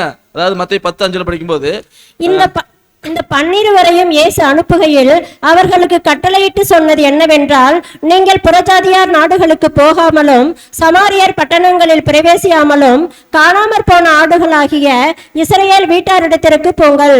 பாருங்க, சீசரோட சொல்லி அனுப்புறாரு, நீங்க ஃபர்ஸ்ட் புறஜாதி தேசத்துக்கு போகாதீங்க, சமாரியர் பட்டணங்கள் பிரவேசியாதீங்க. நீங்க சத்தியம் சொல்ல போறீங்க, முதல்ல யார்கிட்ட போங்கன்னா காணாமல் போன ஆடுகளாக இஸ்ரவேல் வீட்டார்கிட்ட போங்கினார். அவங்க தான் காணாமல் போன ஆடுகள், அவங்ககிட்ட போங்கன்னு சொன்னார். அதே மாதிரி சீசர்களும் போனாங்க. ஆனா இந்த காணாமல் போன ஆண்டவர் என்னன்னா ஆபிரகாமின் சந்ததி, மாம்சத்தின் பிரகாரம் ஆபிரகாமின் சந்ததி இஸ்ரவேல் ஜனங்க. நல்லா கவனிங்க, மாம்சத்தின் பிரகாரம் ஆபிரகாமுக்கு பிறந்தவங்க இந்த இஸ்ரவேல் ஜனங்க தான். அப்ப அவங்ககிட்ட போய் இந்த சத்தியத்தை சொல்லுங்க அப்படின்னு ஆண்டவர் அனுப்புறாரு. ஆனா இவங்க எப்படிப்பட்டவங்கன்னா, அதாவது யோவான் படிக்கிற யோவான் 8:44 படிக்கும்போது, அதாவது நீங்கள் உங்கள் பிதாவாகிய பிசாசினால் உண்டானவர்கள். நீங்கள் யார்கிட்ட சொல்றது தெரியுங்களா? இஸ்ரவேல் ஜனங்க கிட்ட. நீங்கள் உங்கள் பிதாவாகிய, அப்போ இவங்க பிதா யாரு தெரியுங்களா? உண்மையான பிதா தேவன் தான். ஆனா தேவனை இவங்க விட்டுட்டாங்க. யார பிதாவை ஏற்றுக்கொண்டாங்க தெரியுமா? சாத்தான பிசாச பிதாவை ஏற்றுக்கொண்டாங்க. அப்படியாக வந்து ஜனங்க கீழ்ப்படியாக போயிட்டாங்கன்னு சொல்லி பார்க்கிறோம். இந்த ஜனங்கள் மத்தியில தான் ஆண்டவர் பிறந்தாரு, இந்த ஜனங்கள் மத்தியில தான் வாழ்ந்தாரு, இந்த ஜனங்களுக்கு தான் நிறைய அடையாள அற்புதம் செஞ்சாரு, நோய்களை சுகப்படுத்தினாரு, கூட பார்வையை செஞ்சாரு, பேச முடியாது பேச வச்சாரு, எத்தனையோ நன்மைகள் இந்த ஜனங்கத்தை செஞ்சார். ஆனா அந்த ஜனங்க கேட்கல. ஒரு தடவை ஆண்டவர் அப்படியே ஊழியத்தின் பாதையில் போயிட்டு இருக்கும்போது ஒரு 100க்கு அதிபதி வருவான். 100க்கு அதிபதி வந்து, ஆண்டவரே என்னுடைய வேலைக்காரன் பயங்கரமான வியாதியில கஷ்டப்படுறான், நீங்க அவனை சொஸ்தமாக்குங்கிறார். ஆனா சொல்றாரு 100க்கு அதிபதி, நான் போறான் வர்றான், நிறைய பேர் எனக்கு வேலை செய்ய நிறைய பேர் இருக்கிறாங்க, ஆனாலும் என்னோட வீட்டுக்குள்ள பிரவேசிக்கிறதுக்கு நான் தகுதி இல்லை, நீங்க பிரவேசிக்கிறதுக்கு நீங்க ஆண்டவர், நீங்க ஆண்டவரா இருக்கிறீங்க, என்னோட வீட்டுக்குள்ள வர்றதுக்கு நான் தகுதி இல்லாத வாழ்க்கை வாழ்ந்துருக்கிறேன், அதனால நீங்க இங்கிருந்தே ஒரு வார்த்தை சொல்லுங்க, என் வேலைக்காரர் சுஸ்தமாயிருவான். அதனாலதான் இயேசு கிறிஸ்து சொல்றாரு, இயேசு இதை கேட்டு ஆச்சரியப்பட்டு தமக்கு பின் செல்ல நோக்கி, இஸ்ரவேலருக்குள்ள நான் இப்படிப்பட்ட விசுவாசத்தை பார்க்கல. என்ன மாதிரி விசுவாசம், புறஜாதி அவன், ஒரு புறஜாதி என் மேல இப்பேற்பட்ட விசுவாசம் வச்சிருக்கிறான். இஸ்ரவேல் ஜனங்க மத்தியில நான் பிறந்தேன், அவங்க சொந்த ஜனங்க மத்தியில நான் பிறந்தேன், அவங்க எனக்கு சொந்தக்காரங்க, அவங்க என்னை ஏத்துக்கல, ஆனா இஸ்ரவேலருக்குள்ள இப்படிப்பட்ட விசுவாசத்தை காணலன்னு மெய்யாகவே உங்களுக்கு சொல்றேன்னு சொன்னார். இப்ப புறஜாதிகள் அங்கேயே தேவன் பேர்ல அதிக விசுவாசத்தை காமிச்சிருக்கிறாங்க. இந்த இஸ்ரவேல் ஜனங்க கேட்கவே இல்லை. கடைசி வரைக்கும் ஆண்டவர் அவங்க திருந்துவான்னு பார்த்தார், அவங்க திருந்தவே இல்லை. கடைசியாக ஆண்டவர் இஸ்ரவேல் ஜனங்க சபிச்சிட்டார். என்ன சொல்லி சபிச்சாரு? மத்தேயு 23:37 படிக்கிறோமா இல்லைங்களா? எருசலேமே எருசலேமே, தீர்க்கதரிசிகளை கொலை செய்து உன்னிடத்தில் அனுப்பப்பட்டவர்களை கல்லெறிகிறவளே, கோழி தன் குஞ்சுகளை தன் சிறகுகளின் கீழே கூட்டி சேர்த்துக் கொள்ளும் வண்ணமாக நான் எத்தனை தரமோ உன் பிள்ளைகளை கூட்டி சேர்த்துக் கொள்ள மனதாய் இருந்தேன், உங்களுக்கோ மனதில்லாமற் போயிற்று. சொல்ற எருசலேமே எருசலேமே சொல்றாருங்களா? இஸ்ரவேல் ஜனங்கள் தான். எத்தனை தரமோ உங்களை நான் வந்து கூட்டி சேர்த்துக்கொள்ள மனசா இருந்தேன், நீங்க வந்து என்னோட பேச்சவே கேட்கல சொல்லிட்டார், உங்கள் வீடு உங்களுக்கு பாழாக்கி விடப்படும். அதே மாதிரி ஜனங்க வந்து ஆண்டவர் இயேசு கிறிஸ்து தாய்க்கோழி, அவரையே என்ன பண்ணிட்டாங்கன்னா சிலுவையில போட்டாங்க, கர்த்தரையும் சிலுவையில் அடிச்சிட்டாங்க. அப்ப ஆண்டவரையே கொலை செஞ்சுட்டாங்க. இப்போ அடுத்தது வந்து அப்போஸ்தலர் ஊழியம் ஆரம்பிச்சாச்சு. ஆண்டவருக்கு அப்புறமா இந்த சுவிசேஷ யுகத்துல அவருடைய சீசர்கள் ஊழியம் செய்யறாங்க. ஆண்டவர் மரிச்சாரு, உயிர்த்தெழுந்தாரு, பரலோகத்துக்கு போயிட்டாரு. இப்ப சீசர்கள் ஊழியம் நடக்குது. இப்ப சீசர்கள் ஊழியம் செய்யும் போது பாருங்க, இஸ்ரவேல் ஜனங்க மட்டும் தான் ஊழியம் செய்யறாங்க. ஆண்டவர் சொன்னார், ஏன் அப்படின்னா நீங்க காணாமல் போன ஆடுகளாக இஸ்ரவேல் வீட்டாரிடத்தில் போங்கன்னு ஆண்டவர் சொன்னார். ஆண்டோட வார்த்தைக்கு இணங்க இவர்கள் வந்து எங்க போறாங்கன்னா காணாமல் போன ஆடுகளாக இஸ்ரவேல் வீட்டாரிடத்தில் போய் ஊழி செய்யறாங்க. ஆனா இவங்க கேட்க மாட்டேங்கிறாங்க, ஆண்டோடைய வசனத்தை கேட்கல. அதனாலதான் பாருங்க அப்போஸ்தலர் 13:41 அசட்டைக்காரரே பாருங்கள், பிரமித்து அழிந்து போங்கள். உங்கள் நாட்களில் ஒரு கிரியையை நான் நடப்பிப்பேன். ஒருவன் அதை உங்களுக்கு விவரித்து சொன்னாலும் நீங்கள் விசுவாசிக்க மாட்டீர்கள் என்று சொல்லி இருக்கிறபடி. இப்படிதான் நீங்க விசுவாசிக்க மாட்டீங்க. இந்த அப்போஸ்தலர்கள் போய் ஊழியம் செஞ்சு இஸ்ரவேல் செய்வாங்க, ஆனா கேட்க மாட்டாங்க. ஏன்னா அவங்க அசட்டைக்காரர், புரிஞ்சுக்குங்க, அசட்டை பண்ணுவாங்க. அதான் சொல்றாரு கடைசியில சொன்னி கேட்கல. அதான் சகோதரரே பவுல் சொல்றார், சகோதரரே ஆபிரகாமின் சந்ததியில பிறந்தவர்களே, தேவனுக்கு பயந்து நடக்கிறவர்களே, இந்த ரட்சிப்பின் வசனம் உங்களுக்கு அனுப்பப்பட்டிருக்குது சொல்றாங்க. அப்போஸ்தலர் சொல்றாங்க, சகோதரரே ஆபிரகாமின் சந்ததியில பிறந்தவங்களே, ஆபிரகாம் பிறந்தவங்க இவங்கெல்லாம் தேவனுக்கு பயந்து நடக்கிறவங்களே, இந்த வசனம், இந்த ரட்சிப்பு, இந்த வசனம் உங்களுக்கு தான் கொடுக்கப்பட்டுச்சு. ஆனா நீங்க அது கேட்காதனால என்ன ஆச்சுன்னா பாருங்க, அதாவது அப்போஸ்தலர் 13:42 அவர்கள் யூதருடைய ஜெப ஆலயத்திலிருந்து புறப்படுகையில் அடுத்த ஓய்வு நாளிலே இந்த வசனங்களை தங்களுக்கு சொல்ல வேண்டும் என்று புறஜாதியார் வேண்டிக் கொண்டார்கள். புறஜாதிகள் சத்தியத்தை கேட்கிறாங்க, அப்போஸ்தலர்கள் சொல்ற சத்தியத்தை புறஜாதிகள் கேட்டு ஏற்றுக்கொள்றாங்க. எங்களுக்கு மீண்டும் சொல்லுங்கன்னு வாஞ்சியா கேட்கறாங்க. ஆனா இந்த யூதர்கள் என்ன பண்றாங்க, இஸ்ரவேல் ஜனங்க பொறாமப்படுறாங்க. பொறாமப்பட்டு பாருங்க, யூதர்கள் ஜனக்கூட்டங்களை கண்டபோது பொறாமையினால நிறைந்து பவுலினால் சொல்லப்பட்டவர்களுக்கு எதிரடையாக பேசி விரோதித்து தூஷித்தார்கள் இஸ்ரவேல் ஜனங்க. அப்பொழுது பவுலும் பர்னபாவும் என்ன பண்றாங்க பாருங்க, தைரியம் கொண்டு அவர்களை நோக்கி, முதலாவது உங்களுக்கே தேவவசனத்தை சொல்ல வேண்டியதா இருந்துச்சு, நீங்களோ பாருங்க அதை தள்ளி உங்களை நித்திய ஜீவனுக்கு அபாத்திராக தீர்த்து கொள்றபடினால இதோ நாங்கள் புறஜாதியிடத்துல போறோம். இங்க நல்லா புரிஞ்சுக்குங்க, இந்த வசனம் தான் ரொம்ப ரொம்ப முக்கியமான வசனம். நீங்களும் நானும் புறஜாதி, நாமெல்லாம் ஆபிரகாமுக்கு பிறந்தவங்களா? மாம்சத்தின் பிரகாரம் ஆபிரகாமுக்கு பிறந்தவங்களா? ஆபிரகாம் சந்ததியா? நீங்கள் நானும் ஆபிரகாமின் சந்ததி இல்ல. அப்ப நமக்கு இந்த ரட்சிப்பின் வசனம் நமக்கு எப்படி வந்துச்சு? முதல்ல ஆண்டவர் சொன்னார், நீங்கள் காணாமல் போன ஆடுகளாகிய இஸ்ரவேல் வீட்டாரிடத்துக்கு போங்கன்னார். அங்கதான் போனாங்க, அங்கதான் சொன்னாங்க. ஆனா அந்த ஜனங்க என்ன பண்ணாதுங்களா, விரோதித்து தூஷித்து வசனத்தை அவமதித்தார்கள்.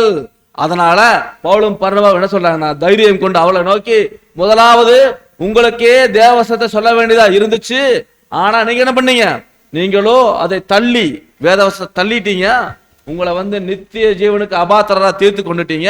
அதனால நாங்க என்ன பண்றோம் பாருங்க, இதோ நாங்கள் புறஜாதியில் போறோம். இங்கதாங்க நமக்கான வாய்ப்பு டேன் ஆகுது. இல்லாட்டி சத்தியம் உங்களுக்கு எனக்கு வந்திருக்காது. அவங்க வேண்டான்னு துச்சமா தூக்கி வீசிட்டாங்க இஸ்ரவேல் ஜனங்க. தேவன் நமக்கு கொடுத்துட்டார். அப்ப ஊழியர்கள் வந்து அப்போஸ்தலர்கள் நம்ம புறஜாதியில் வந்தாங்க. புறஜாதியார் வந்து கேட்டு என்ன பண்ணாதுங்களா, புறஜாதியார் அதை கேட்டு சந்தோஷப்பட்டு பாருங்க கர்த்தருடைய வசனத்தை மகிமைப்படுத்தினாங்க. அப்ப இப்படியாக வந்து விசுவாசித்தாங்க, வசனத்தை நம்பினாங்க.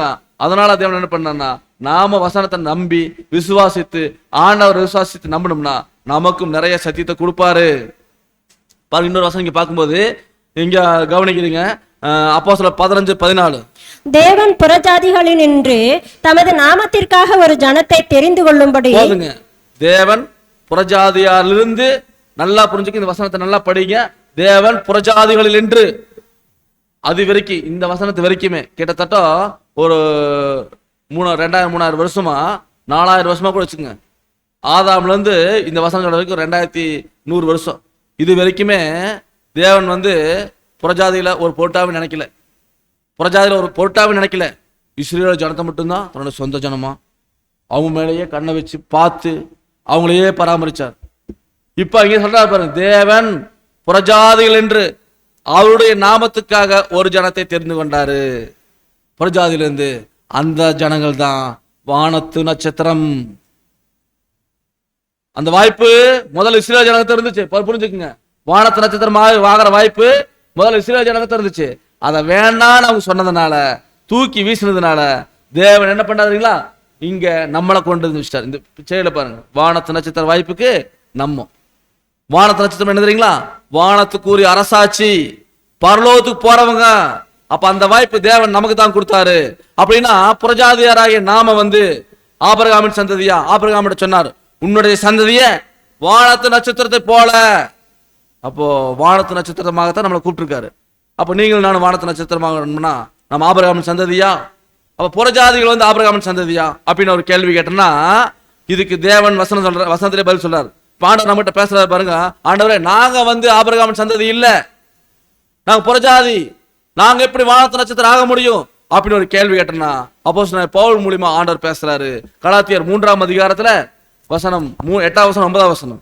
மேலும் தேவன் விசுவாசத்தினாலே புறஜாதிகளை நீதிமான்கள் ஆக்குகிறார் என்று வேதம் முன்னாக கண்டு உனக்குள் சகல ஜாதிகளும் ஆசீர்வதிக்கப்படும் என்று ஆபிரகாமுக்கு சுவிசேஷமாய் முன் அறிவித்தது.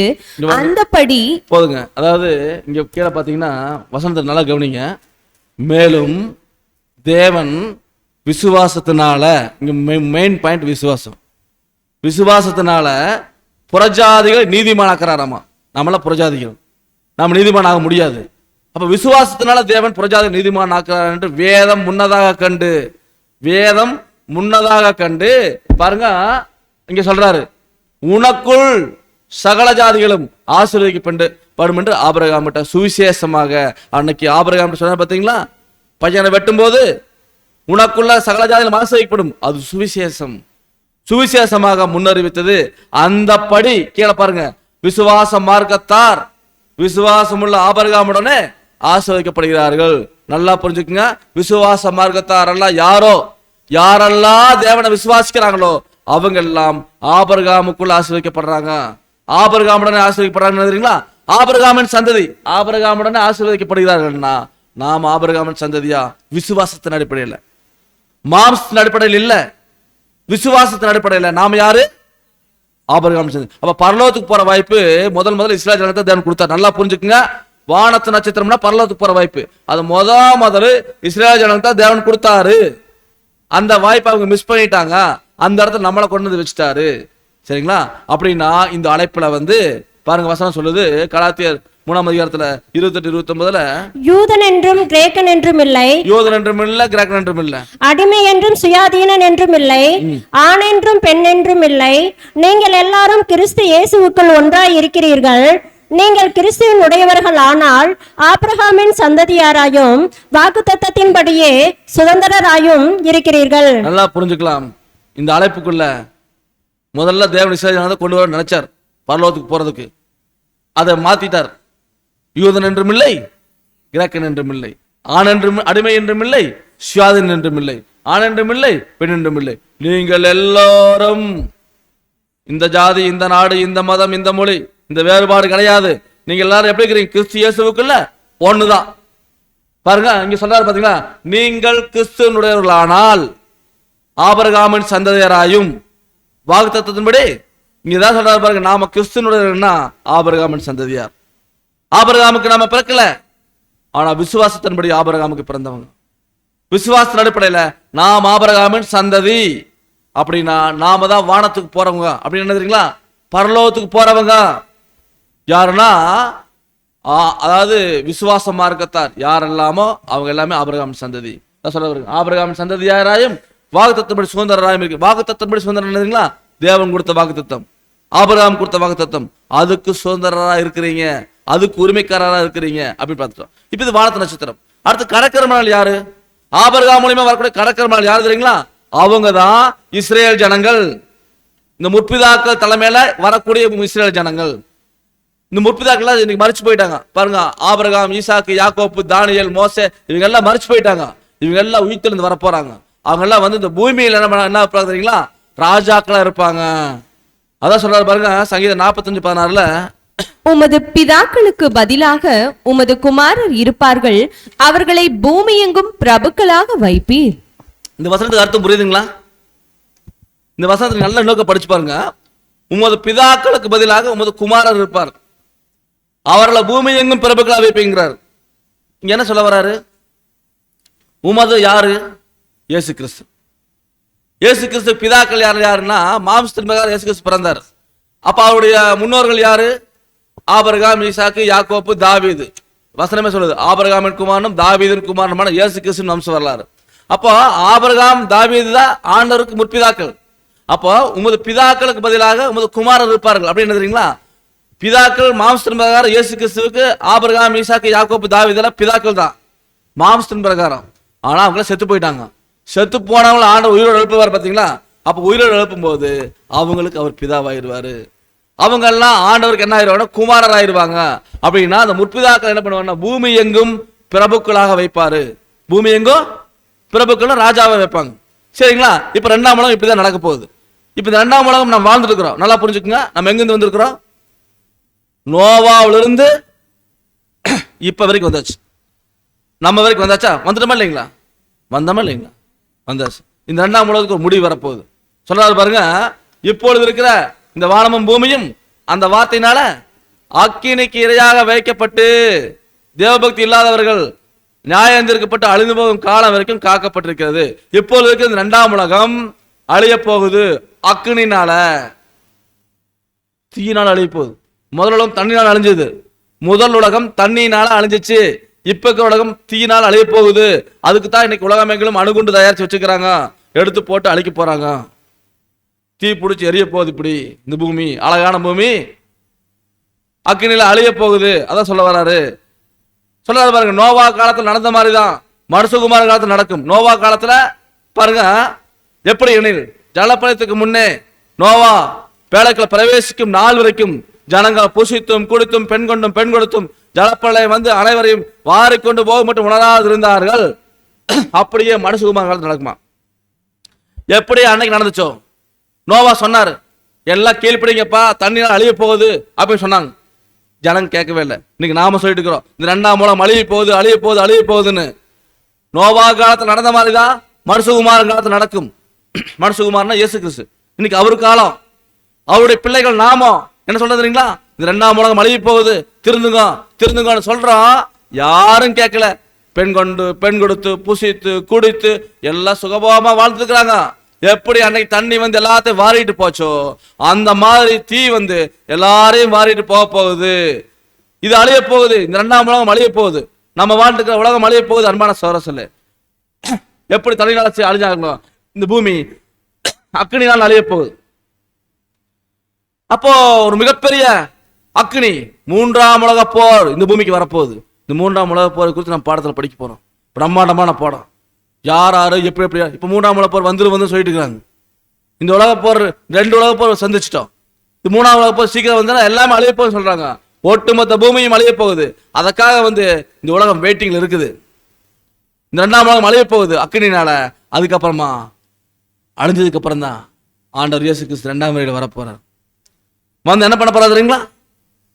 ஆபிரகாம் பாத்தீங்களா, உன்னை நான் ஆசீர்வதிக்கவே ஆசீர்வதித்து உன் சந்ததி வானத்து நட்சத்திரத்தை போலவும் கற்கரை மலையை போலவும் பெருகவே பெருகப்படுவேன் என்று சொல்லிருக்கிறாரு.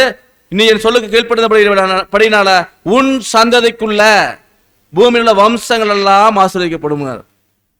ஆபிரகாமுடைய சந்ததிக்குள்ள வானத்து நட்சத்திரம், கடற்கரை மணல், இந்த 2 சந்ததி வரும். அதுக்குள்ள ஒட்டுமொத்த பூமியும் ஆசீர்வதிக்கப்படும். இது 3ஆம் உலகத்துல. அந்த 3ஆம் உலகம் தான் நீதிவாசமாயிருக்கும் புதிய வானம் புதிய பூமி. ஆண்டவர் 2ஆம் வருகையில வந்து அவருடைய அரசாட்சி அவர் தலைமையில இருக்கக்கூடிய உலகம் தான் இந்த 3ஆம் உலகம். அதுலதான் இழந்து போன எல்லா ஆசீர்வாதமும் மனுஷன் கிடைக்க போகுது. அந்த உலகத்துலதான் நோய் இல்லை, நொடி இல்லை, கவலை இல்லை, கண்ணீர் இல்லை, கஷ்டம் இல்லை, வியாதி இல்லை, மரணம் இல்லை. ஆண்டவர் எல்லாவற்றையும் முந்தின சீருக்கு கொண்டு வர போறார். இதெல்லாம் இன்னைக்கு இருக்குது. இதெல்லாம் இல்லாத ஒரு வாழ்க்கையை யோசிச்சு பாருங்க. 3ஆம் உலகத்துல ஆண்டவர் வந்து ஆசீர்வாதத்தை கொடுக்க போறார். நீதிவாசமா இருக்கு. எல்லா ஜனங்களும் பாருங்க, எல்லாரும் போது இப்ப கவலை கண்ணீர் கஷ்டம் இதெல்லாம் மாறி செத்து போன அத்தனை பேர் உயிரோட எந்திரிச்சு வந்து ஆசீர்வாதத்தை சுதந்திரத்துக்கு போறாங்க. செத்து போனவங்க நம்ம சொந்தக்காரெல்லாம் பார்க்க எவ்வளவு பெரிய சந்தோஷம், நம்ம முன்னோர்களெல்லாம் பார்க்க எவ்வளவு பெரிய சந்தோஷம். அதை ஆண்டவர் செய்ய போறார்.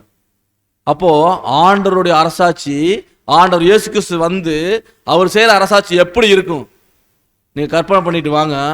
அடுத்த வாரம் 3ஆம் உலகம் மிக பிரம்மாண்டமா அவருடைய சத்தியத்தை நம்ம பார்க்கலாம். பொறுமையோடு கேட்டவங்க தேவன் தாமே ஆசீர்வதித்து வழிநடத்துவாராக. ஆமென்.